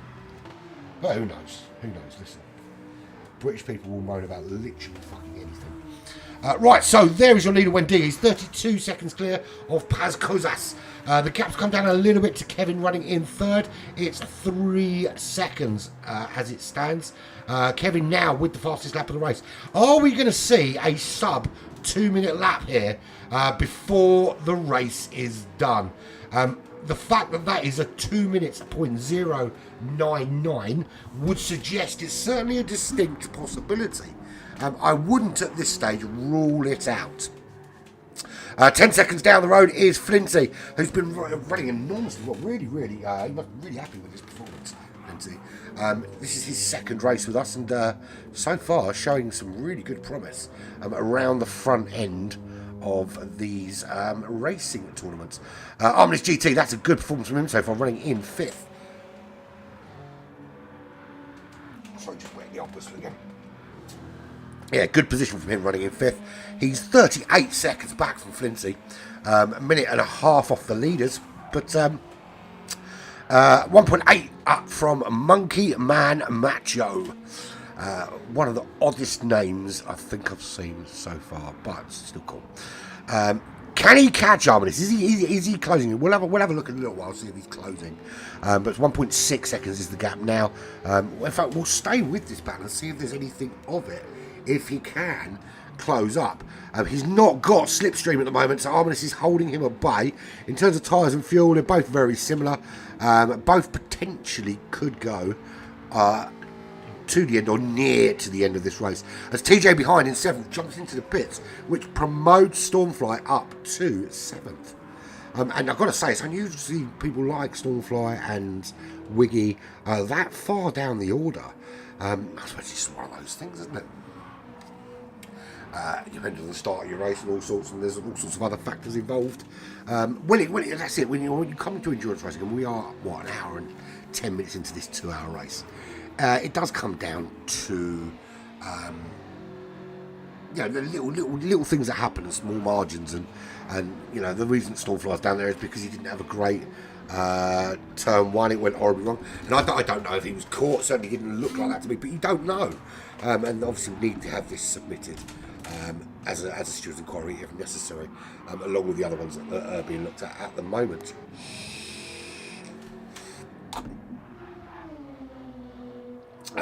But yeah, Monkey Man Macho is closing, but very slowly on Arminus GT. Demos is 22 seconds behind Stormfly. Unusual for him that he's there or thereabouts in this championship. Been putting in some really solid times. And so solid performances, really solid performance from him last week, although he did start to drop off towards the end, but can't seem to make inroads into Stormfly. 22 seconds back, 6 seconds clear of Wiggy right now, but he will have to pit again, Demos, cannot make it to the end of this race by any stretch of the imagination. Wiggy's still running on those medium compound tyres. He's got another stop to do as well, but he's going to have nice fresh soft tyres in which to push with when he does come back out. 10th is TJ. He is now running to the end of this race without question. I think he's overfueled a little bit, but it's better to have more than not enough, I always say. I've never said that before. No, I have said it before, but I don't say that often. Old man Jay, he's running in 11th place. Lap 35 for him. 1 minute 18 seconds behind TJ and 1 minute 8 seconds ahead of Ricardus. He is literally, there is nobody within half a lap of him in either direction. It's a comfortable place to be, but I bet it's bloody lonely out on that racetrack, particularly here at night time. And it doesn't look to me like the night cycle is going to go away anytime soon. So there's something wrong, obviously, with the lobbies and the day-night cycle at the moment. So I'm wondering whether we just, I don't know what the answer is. Whether we scrap or change the time dilation a little bit, so it doesn't, because we can't emulate 24 hours. So there's no point trying to emulate 24 hours. Do you see what I mean? It's all well and good having that if you're going to get that full 24-hour day-night cycle, but we're not getting it at the moment because as soon as it gets dark, it looks to me that it just stays that way. So maybe we excuse me, maybe we find a solution. So Ricardus is in 12th place. We saw him lap himself a little bit earlier from Wiggy. Is he back in a position to be getting lapped again? Well, he's being lapped by Flinty. Flinty up in 4th place, of course. So Ricardus is running in 12th. He's 1 minute 11 seconds behind old man Jay. He's running on lap 35. 2 laps back is clear to go Rob, who has now Kevin coming up behind him. Why are you coming fast? Of course he's coming fast. He's and he's going to be stuck. It's going to be difficult to find a way through in this section.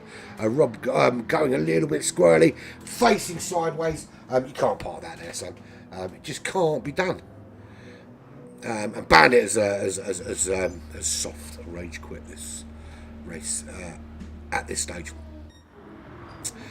So Wendigo is still your leader.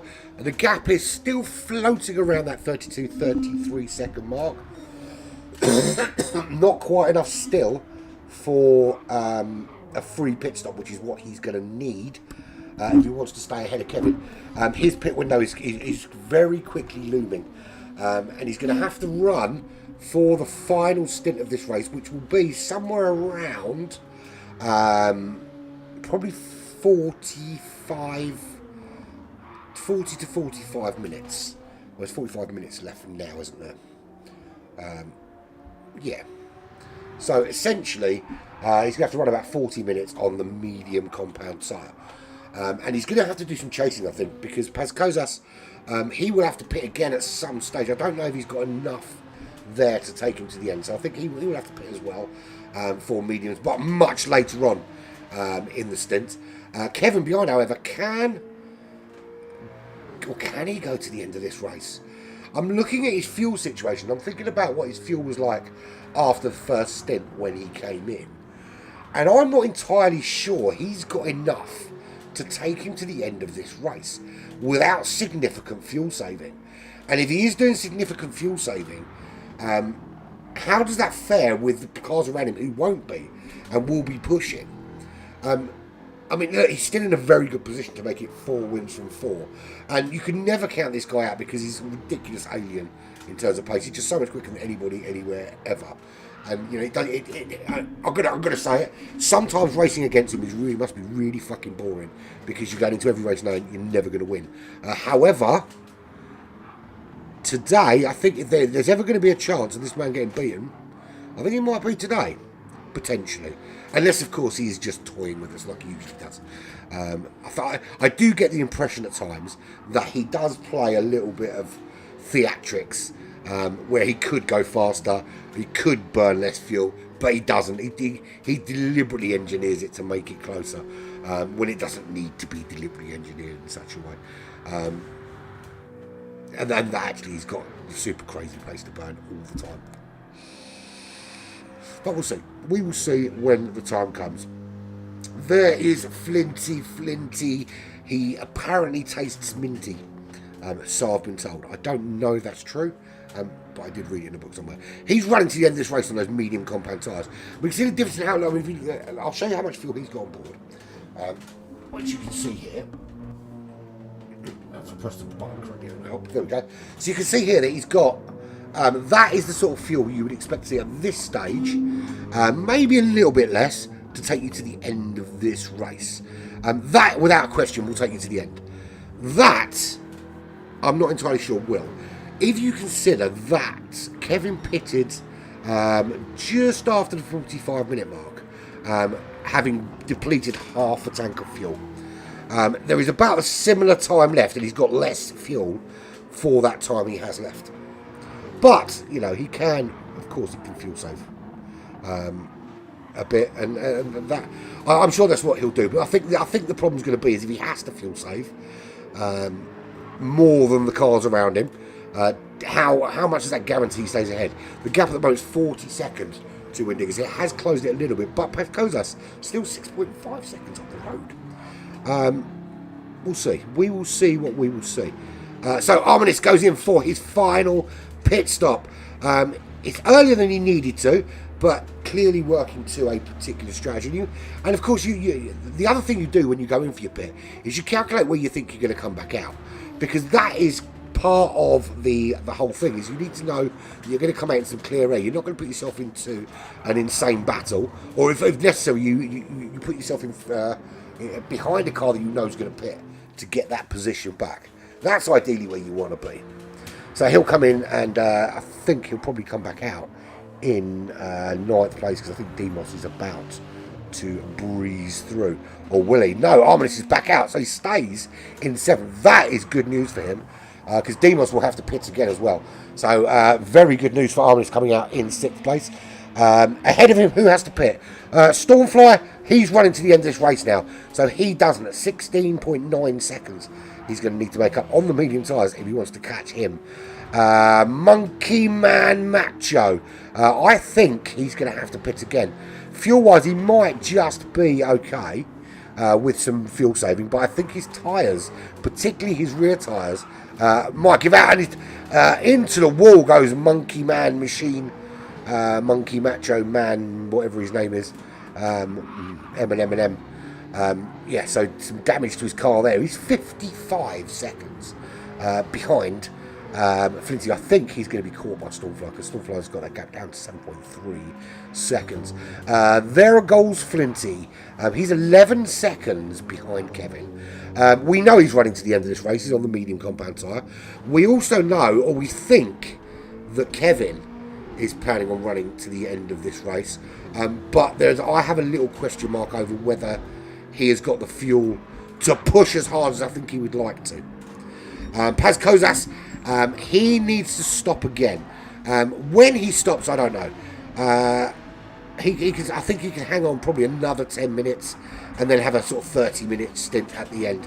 So Monkey Man Macho comes in, and he's gone in very, very early. I knew he needed to pit again, but didn't necessarily need to come in quite as soon as he did. And my dog is about to get himself shut in the toilet like an idiot. I told her it was easy to push open, but you can't open it the other way. And what my dog does is she pushes it open with her nose, goes into the bathroom, and then gets stuck in there because she's an idiot. Yeah, I literally, my dog is an idiot. And her parents are like security dogs and bomb-sniffing dogs. One's a security dog, the other one's a bomb-sniffing dog. But she clearly fell on her head when she came out. So Wendigo is in the pits now from the lead of this race. Putting on the medium tyres to the end, putting in the fuel to the end. Paz Kozas will come through, currently behind TJ, but doesn't take this. So Wendigo maintains the lead of this race. So if Kevin wants to win, he's got to do the job on the racetrack. That was phenomenal performance, and phenomenal timing as well from Wendigo to go in when he did. So, do we finally see the alien, the Greek alien of driving that just never seems to be beaten? Do we finally see the day when he has found a match and somebody has out-driven the driving demon? Well, the fact is this. Paz Kozas is 1.6 seconds behind Wendigo right now. He does need to pit sometime in the next 10 minutes, I think we're going to see that, to the end of the race. Kevin is 5.7 seconds back from Paz Kozas, 7 seconds back from Wendigo. He's on the soft compound tyres, which undoubtedly will make it to the end of the race. There's a little bit of doubt in my mind over how hard he can push with the fuel at its current level. Now, it's all about the sort of lap times he can churn out consistently while looking after the fuel. At the moment, he had one bad lap with a 206, which probably didn't help in that charge. But overall, he's doing mid 201s on a very consistent basis. I mean, that is incredible consistency as well. A 201.5, 201.497, a 201.493. I mean, that's super, super consistent. Wendigo, 201 lows, 201 mids on the soft, but he's now running on the medium tyres. So a couple of laps and we'll get a picture of the kind of average lap Wendigo's putting in on the mediums. We'll be able to see if the gap is coming down and how much it's coming down by. But we've got to factor in that as the fuel level goes down in the cars, that the performance of the car will change, the weight of the car will change, and then we can really see what difference it makes. Can Kevin push that a little bit harder with low fuel because the car's low fuel? Who knows? This really is still all to drive for. I wouldn't count him out at this stage because he's already closed that gap to 6.7 seconds. But I still have a question mark over the level of fuel left, whether he's got enough. This is a man who definitely has enough, and he has a potential for a top through. Paz Kozas makes the move on Wendigo, but he is, of course, on the soft tyres, and they were up to speed. So he's made the move on Wendigo. He's up into the lead, but he does need to pit again. So it's not a train smash at this stage, certainly not for Wendigo. But he won't want to sit. Excuse me. This coffee's going to be the death of me. He won't want to see his challenger for the win in this race in his wing mirrors, which is what he'll be able to do very shortly. Hello Fazal, why are you coming in? You can't race. He wasn't going to get by. So Wendigo currently 5 for the want of a tenth here or there. He's 5 seconds clear of Kevin right now. He won't want to see that. Why is that timer stopped? Kevin has binned his car. That doesn't happen very often, and I don't often get to say this to him. You can't park that there, mate. He will be absolutely fuming. He's still in 4th, but that gap is going to be significantly bigger. He's picked up a penalty as well. I don't quite understand. He has lost the place. He's lost the place to Flinty.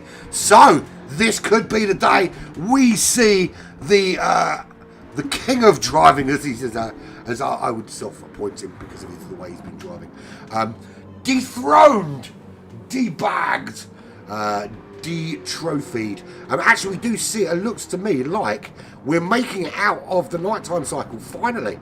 I'm going to get some daylight. How about them apples? That'll be good, wouldn't it? That'll be freaking awesome. So, yes, just pushing that extra bit harder to try and catch, and I think that has now cost him any chance of winning this race, because fuel-wise, I think he's going to struggle anyway. He's not going to be able to super push. He's got to try and get past Flinty. He's been running phenomenally well. Yes, he's on the medium tyres, so the times have gone down, but he's doing steady 201s, mid to high 201s on those medium compound tyres, which is similar to the times that Kevin's doing on the softs. So how about that then? All a change. Paz Kozas does lead this race, but he's still got one more pit stop to do, which I imagine we'll see in somewhere around lap 45, 46, maybe 47. We'll see him come in and do that final pit stop. That will promote Wendigo back to the lead of this race, and he's been an absolute phenomenal drive from him today. From beginning to end, he's been on it like a car bonnet. And Wendigo is now the de facto leader once all the pits have sorted themselves out. 14 seconds clear of Flinty in that AMG Mercedes. He's 5 seconds clear of Kevin, who binned his car just before the daylight returned. So we didn't really get to see the full force of the car being binned. He's got to get past Wiggy, who he's about to lap. at some stage in the next few corners. Wiggy coming into the chase, which is that sort of hotel section at the top of Conrod.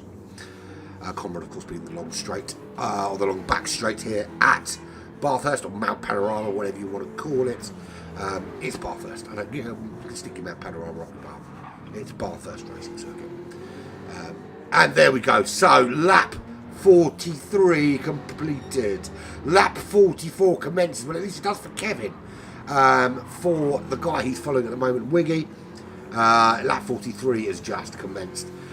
Here comes Kevin. He's going to make the move here, heading up the hill, flashing his lights, get out of my way. No. Use the slipstream, through you go. And there we go. Up into, well, to stay in fourth place, of course. 4.7 seconds behind Flinty. There's Stormfly. He's got fought his way back to fifth. He's running to the end of this race. He is a minute behind Kevin, though. Completely different lap at the moment. Completely opposite side of the racetrack. It's going to be a mammoth task.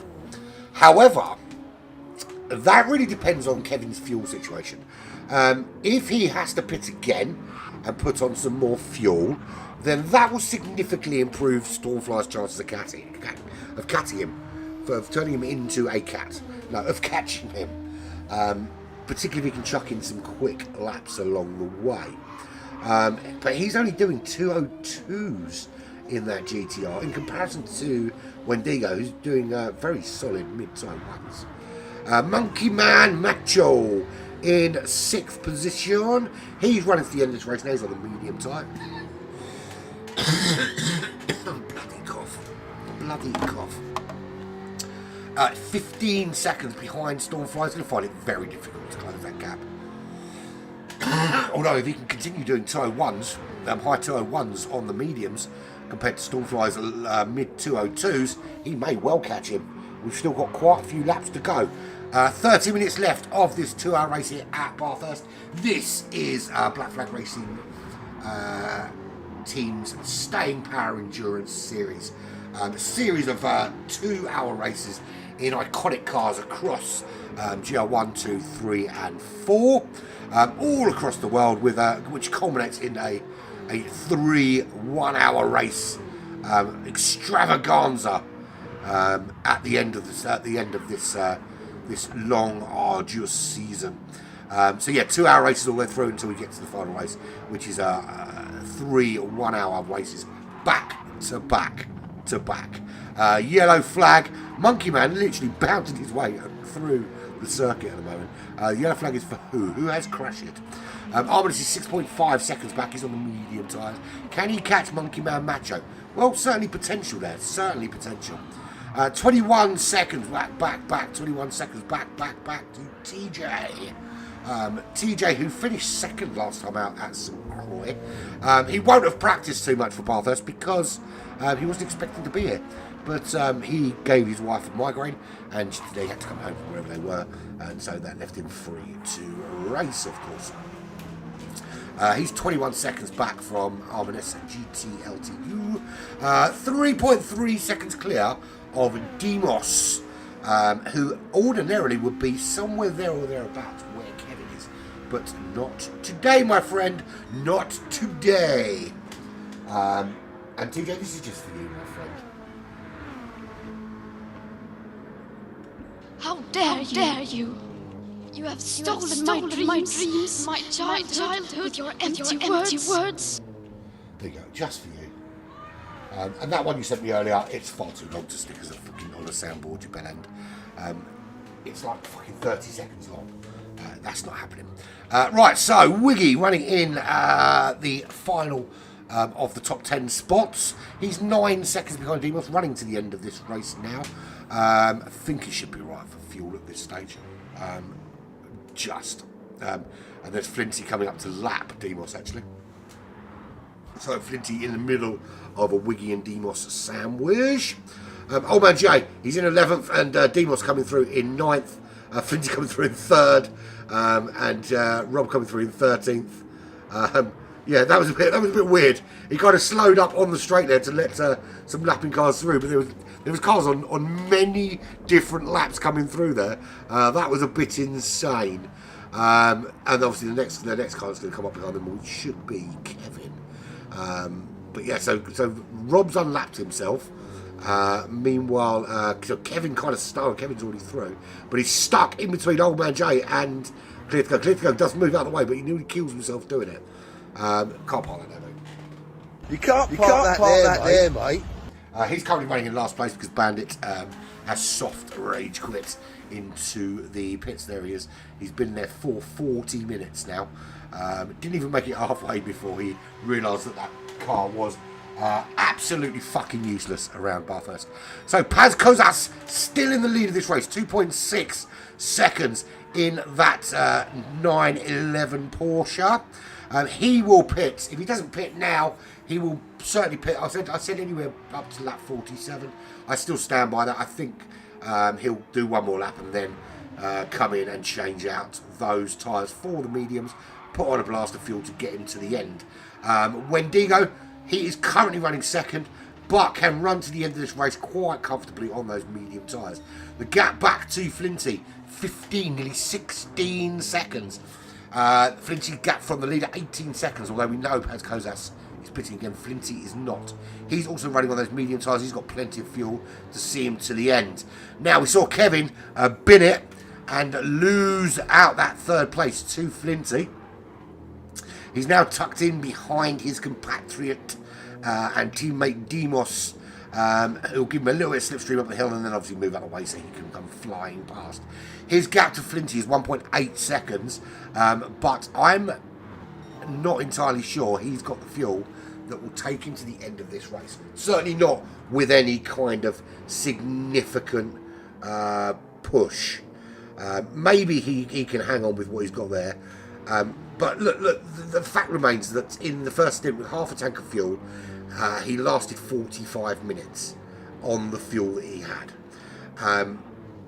He's got, so half of that 45 minutes essentially is 22 and a half minutes. He's got more than 22 and a half minutes to go, although only just more. So the question really is how you know, where do you save the fuel here? That extra bit of fuel you need to save. Bear in mind as well, he pushed it to the very, very end of the fuel available to him. Sideways through there, literally sliding through there. Sideways. That's not going to look after your tyres, and he's got some damage on the front there from that slide where he just clipped the wall. On the other side, you can see there, like, he's really, really pushed his car to the very, very raggedy limit.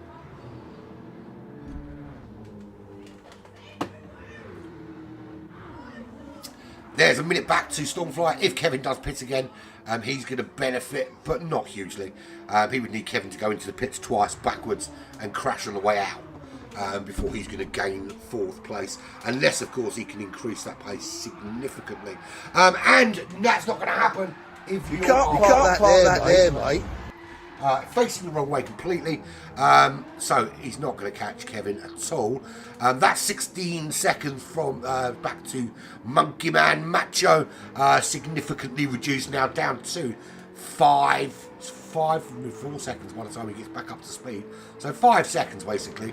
That puts Monkey Man closer, that puts Arminis closer, that puts TJ closer. Arminis is 9 seconds behind Monkey Man Macho. He's lapping around 203, 204. Monkey Man Macho in the 201s on the medium compound tyres. So it's going to be a big uphill task for Arminis.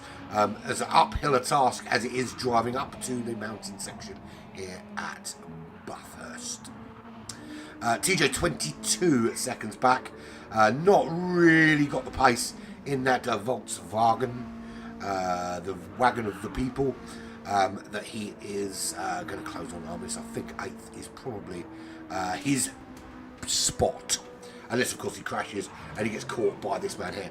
Although this man here is not doing better than 206s, which is, by Demos standards, it's pretty ropey. And you have to wonder whether that's not Demos, because that's not the sort of pace you're used to seeing from Demos. Far from it. I mean, Demos is very similar in pace to Kevin. Just doesn't have that kind of the ability to do the times and save the fuel and tyres like Kevin does. So, yeah, I mean, maybe he's picked the wrong car. I don't know what the answer is there, but maybe he just doesn't like this track. It just doesn't suit his driving style, maybe.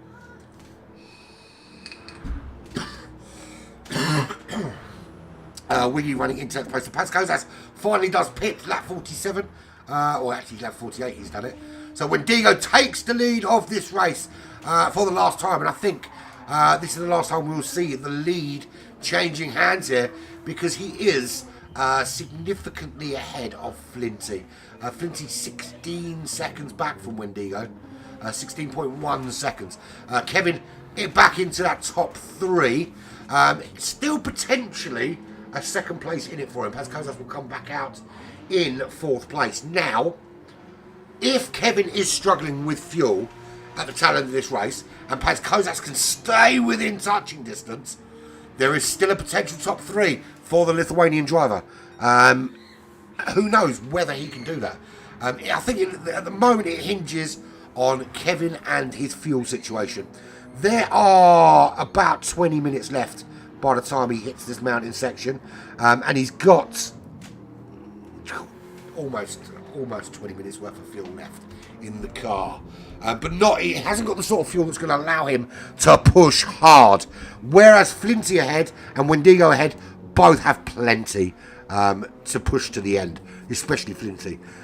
They are both, of course, on medium tyres, which is going to have a little bit of an effect on their traction out of the slower corners and their grip through the faster corners, of course, which will cost them a little bit of time. Let's have a look at the last few laps. The last 5 laps for Wendigo have been high 201s to mid 202s, so about half a second difference pretty much from lap 43 with a 202.7 to a kind of 201.7. Maybe a second difference maximum for Wendigo. Flinty, it's been quite erratic to get a 204.2 on lap 46, which has cost him that bit of time. So that 1.666 we just saw to Kevin probably would have been a little bit higher had he not had that bad lap. But otherwise, he's steadily in the high 201s right now, with one anomaly at a 202.8. Both him, of course, and Wendigo on the medium compound tyre. Kevin is 1.5 seconds now back from Flinty, who is in 2nd place. Kevin in 3rd. He's been doing steady low to high 202s. The odd 2 minute in there, the odd 201 in there, but mostly 202s. You have returned, have you? How does that help us in any way at all? I'm referring, of course, to the guy that just popped up into the chat there. There we go. Right, so, again, question mark on that fuel. I think the closer it gets to the end, the more I think he's probably going to make it, but it's not going to be at the kind of pace he'd like. And Flinty's being held up a little bit by TJ, who ideally needs to kind of find a way to let him through. Because Flinty really close behind him now. Does clip the wall a little bit. That's going to give Kevin a bit of momentum on the back of him. That's going to cost Flinty some time. He needs to get past TJ. He needs to get past TJ early, because it would have been nice if he could have been past him and not in the dirty air through this mountain section, because it has just allowed Kevin to close right up on him. And TJ now having a real effect over this race, and he's holding those cars up, and TJ hits the wall. And to be fair, that's probably karma, because I know, like, I would say you don't want to move out of the way and compromise your own race, but it got to the stage where he was actually costing Flinty time. And if now Kevin overtakes him here, and they'll be down to the back marker blocking Flinty, because it was no longer a case of he couldn't he had opportunities to move off the racing line and allow Flinty through. He's trying to stay ahead of Wiggy, 1.5 seconds, but he's actually cost himself time holding Flinty up. If he'd let Flinty through, he could have carried on up the road. He certainly would have crashed when he did. So yeah, I definitely think he's played a part in that. Disappointing, to be honest. Disappointing, because we often talk about blue flags, and we moan when people are taking a piss, when people muscle their way through on blue flags.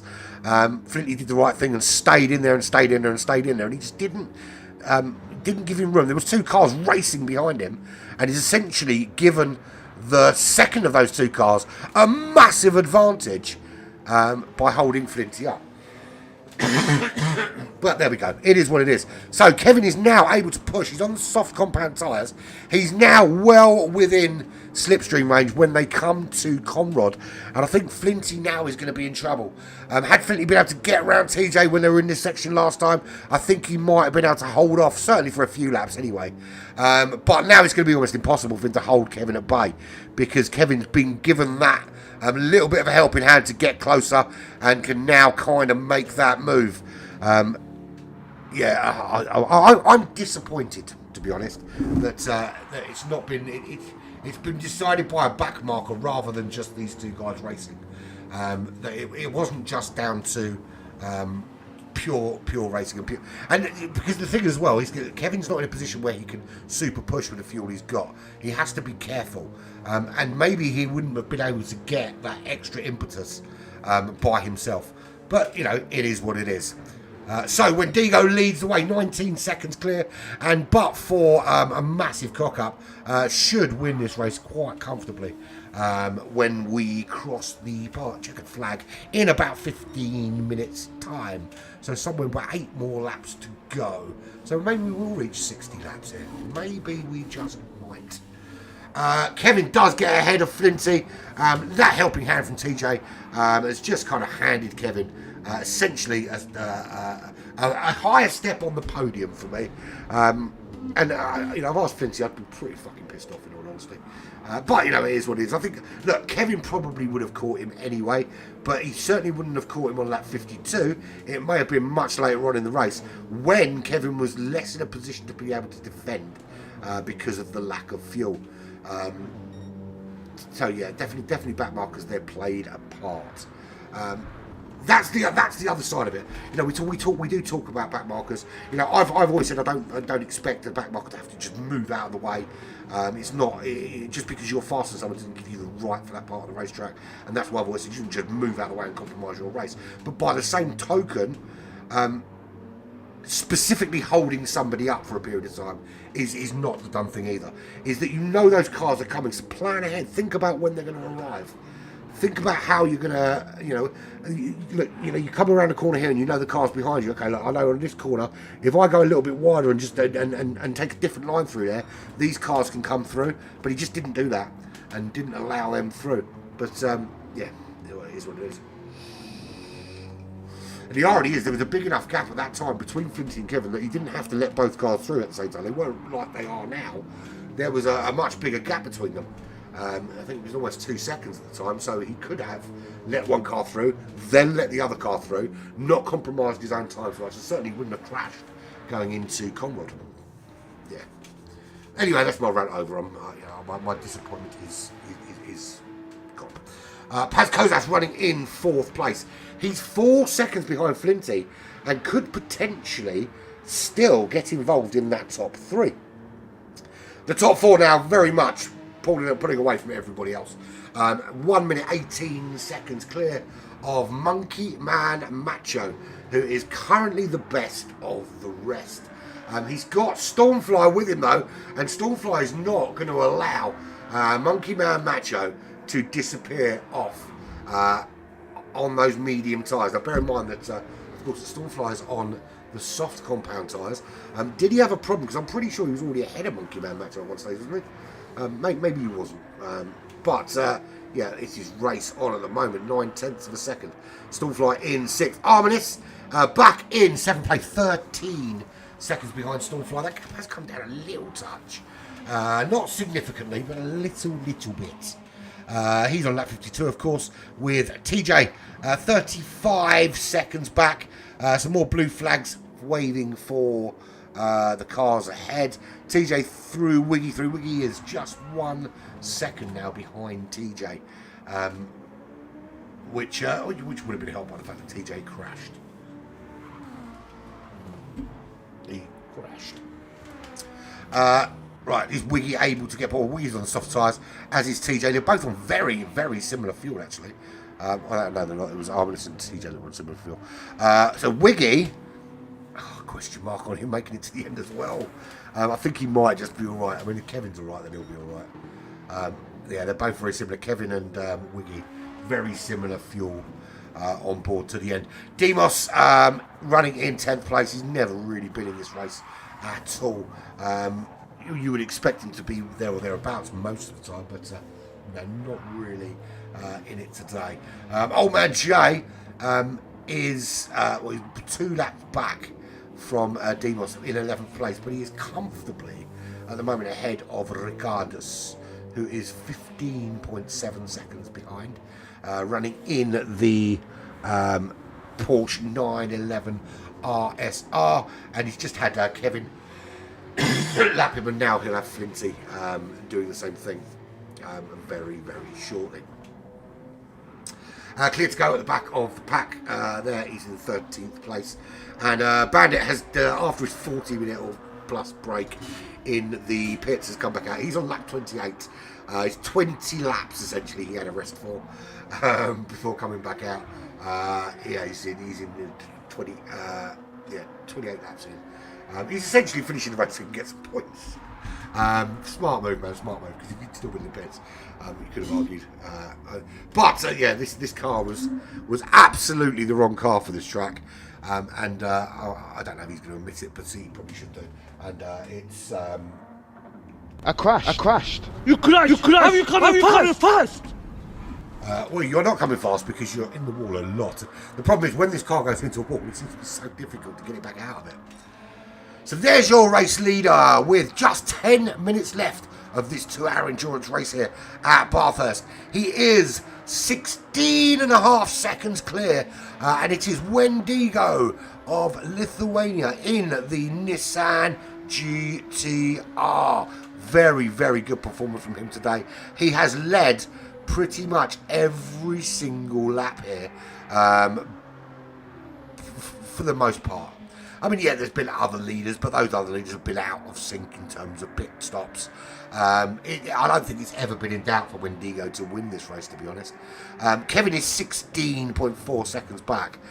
He's got to do 10 minutes with red fuel tanks. So, does this bring Flinty back into play? Does Flinty get back that second position that Kevin was gifted after that kind of getting Flinty was held up by the lapping or the lapped car.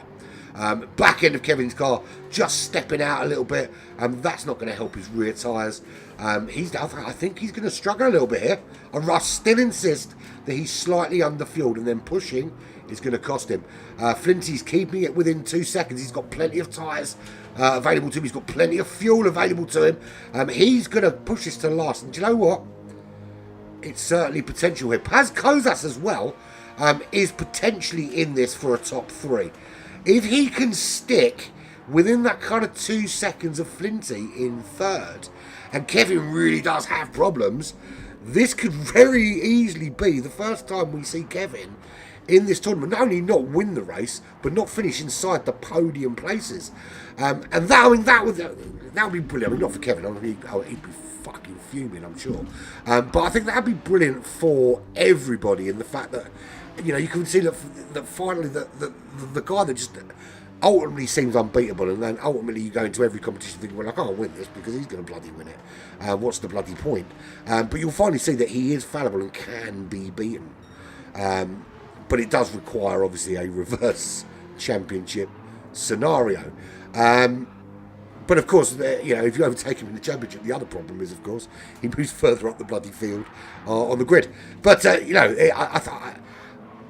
I don't wish any ill of Kevin, of course, but I think it'd be really good for the championship and really good for the other racers if he didn't finish in the top 3.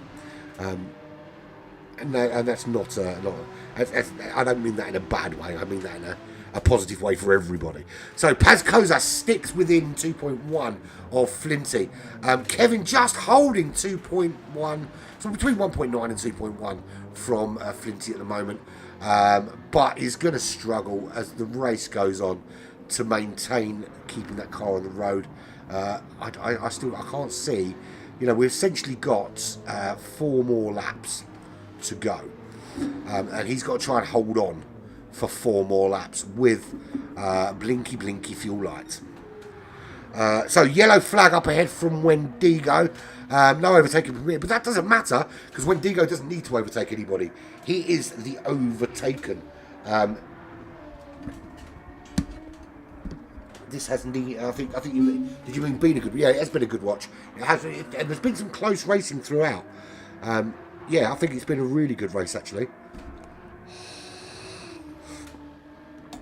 It's interesting that where people are. I mean, usually you'd expect to see Stormfly and Wiggy kind of up there. So for them not to be up there is odd.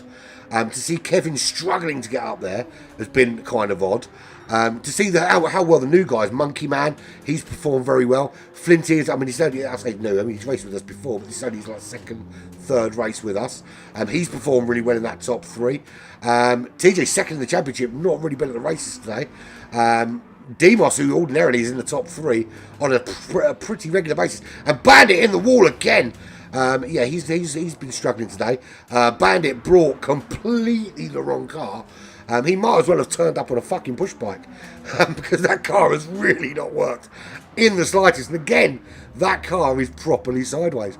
It's just, I don't know what possessed him to even consider that car. That was an absolute moment of madness.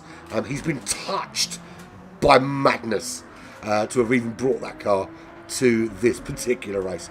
But, them's the brakes, man. Them's the brakes. There's your leader, Wendigo, 17.2 seconds clear of Kevin. The gap from Kevin to Flinty is now just 1.5 seconds. Flinty there, coming past Old Man Jay. To lap him again, Paz Kozas, just getting to the back of Old Man Jay. He's closed the gap to Flinty to under 1 second. So now, here's the thing. Kevin could potentially finish outside the top 3, as could Flinty. And I tell you what, out of the two of them, I think Flinty probably deserves it just that little bit more. He's been in that top 3 for the entire race, pretty much. Obviously, your pit stops aside with people that didn't pit when he had that kind of thing. But yeah, I think he's performed admirably. But it's very good to see Paz Kozas, who hasn't raced with us for some time actually, for him to come back in to racing with Black Flag and to get himself into the top 3 would be very well deserved. There's no question that Wendigo has absolutely earned this win. And done everything right today, got himself into that position and just held on beautifully. But Kevin opening up that gap again to 2.5 seconds. And to be fair, this is where Flinty and Paz Kozas could and should work together to try and close that gap to Kevin.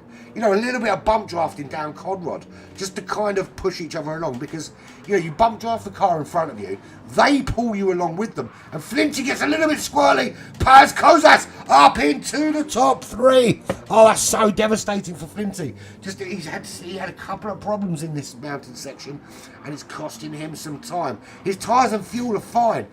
Kevin, though, how can he hold on? This is the big question, is whether he can hold on. The gap is 3.7 seconds, but he's got very little fuel with which to make it to the end of this race. I want to see if he goes into the pits this time around. If he does, then his hopes of top 4 are dashed. If he doesn't, does he really feel he can keep the car on the racetrack until the end? Or does he think that, even if he does run out of fuel, he's close enough to that top 4 to, well, he's certainly stayed out for another lap. Maybe he feels he can make it to the end. Right, let's have a full run through from the back forwards. Bandit is at the back in what can only be described as a foolish choice of motor car. Clear to go. Rob is on lap 51. He's 13th place in that VW Beetle, and he's 3 laps behind a Ricardus, running in 12th, who is 30 seconds behind Old Man Jay in the AMG. He is on lap 55. That's 1 lap behind Demos, who just saw the yellow flag ahead of him. He's struggling a little bit for fuel as well, and might find he can't make it to the end. Wiggy, 13 seconds up the road. He is also struggling for fuel. So, the fact that we've got 3 cars on that amount of fuel means that probably they can make it then. 6.6 seconds to TJ. He is 23 seconds behind Arminis. He's got plenty of fuel. He can push, actually. 23 seconds to Arminis, who he can push as well. He's 11 seconds behind Stormfly, running in 6th. Stormfly was getting close to Monkey Man Macho, but it looks like he's had a couple of bad laps, 207, 211, 206, and that's hopes of catching him are dashed. Monkey Man Macho is 1 minute 19 seconds outside the top 4, where it is all to play for. So, Wendigo leads 16 seconds clear. Never in doubt for me. That's not in doubt. Kevin running in 2nd. He's 3 seconds clear of Paz Kozas, having got around Flinty. He's got to manage that fuel to the end, and he's going to have to do 1 more lap with the fuel as it is. So it's looking like he might just make it. Paz Kozas, he's lowish on fuel as well, but again, 1 more lap for him on those medium compound tyres. Flinty's got plenty of fuel and plenty of tyre available to him, but he just doesn't have the pace of those around him now. Unfortunately, he's lost some time. He was doing solid 201s, 202s, and then for some reason he just kind of dropped out a little bit. He's back up to 202.2. Paz Kozas' last lap was a 201.2. Kevin did a 201.6. Does that fuel last to the end? That's the big question we need an answer to. I wish we could see a little bit more accurately how much fuel they've got left. Yeah, I mean, we're allowed to see tyres and fuel, right? But this is the problem with being allowed to see tyres and fuel. We can see the tyres and fuel. We can clearly see when the tyres have gone off. But that fuel doesn't. I mean, he's had that red light flashing now for 5 laps. There was no indication of actually how much fuel was left in that car at all. Just that it was red. So maybe we should have that information at 807.6, 807.7. Does that give us any real information? I don't think it does, because that's just mileage. That's mileage. So that's not good to us. So final lap. Wendigo leads the way from Kevin 77, who is holding on to make that fuel last is something phenomenal. I don't know how he did it, because he had significantly less fuel at the 45-minute mark than he had when he started the race, and he only made that last 45 minutes. So some fuel-saving effort that was from Kevin to maintain 2nd place. A little bit disappointed for Flinty. Monkey Man Machine Macho, whatever his name is, finishes in 5th. I just want to see what Wendigo is. I'll make sure we catch him across the line. So here we go. So Wendigo comes down. He comes down to the final corner, which is Murray. He's ahead of Stormfly anyway. He'll come home in 6th. Into Murray's. He'll come round that corner. He'll cross the line.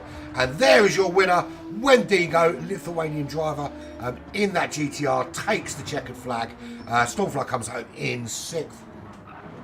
Next across the line will be Kevin, who just makes it across the line in 2nd with no fuel. Paz Kozas 3 seconds back in 3rd place. Flinty in 4th. I'm gonna put it on record that I feel that Flinty was robbed with the blue flag situation, because I think if he gets round quicker and he doesn't get hampered and Kevin doesn't catch him quite so quickly, Kevin has to push more with that fuel he's got left and maybe doesn't make it to the end. So I think Flinty was robbed a little bit there, but it is what it is. Armin is home in 7th. 8th will be TJ.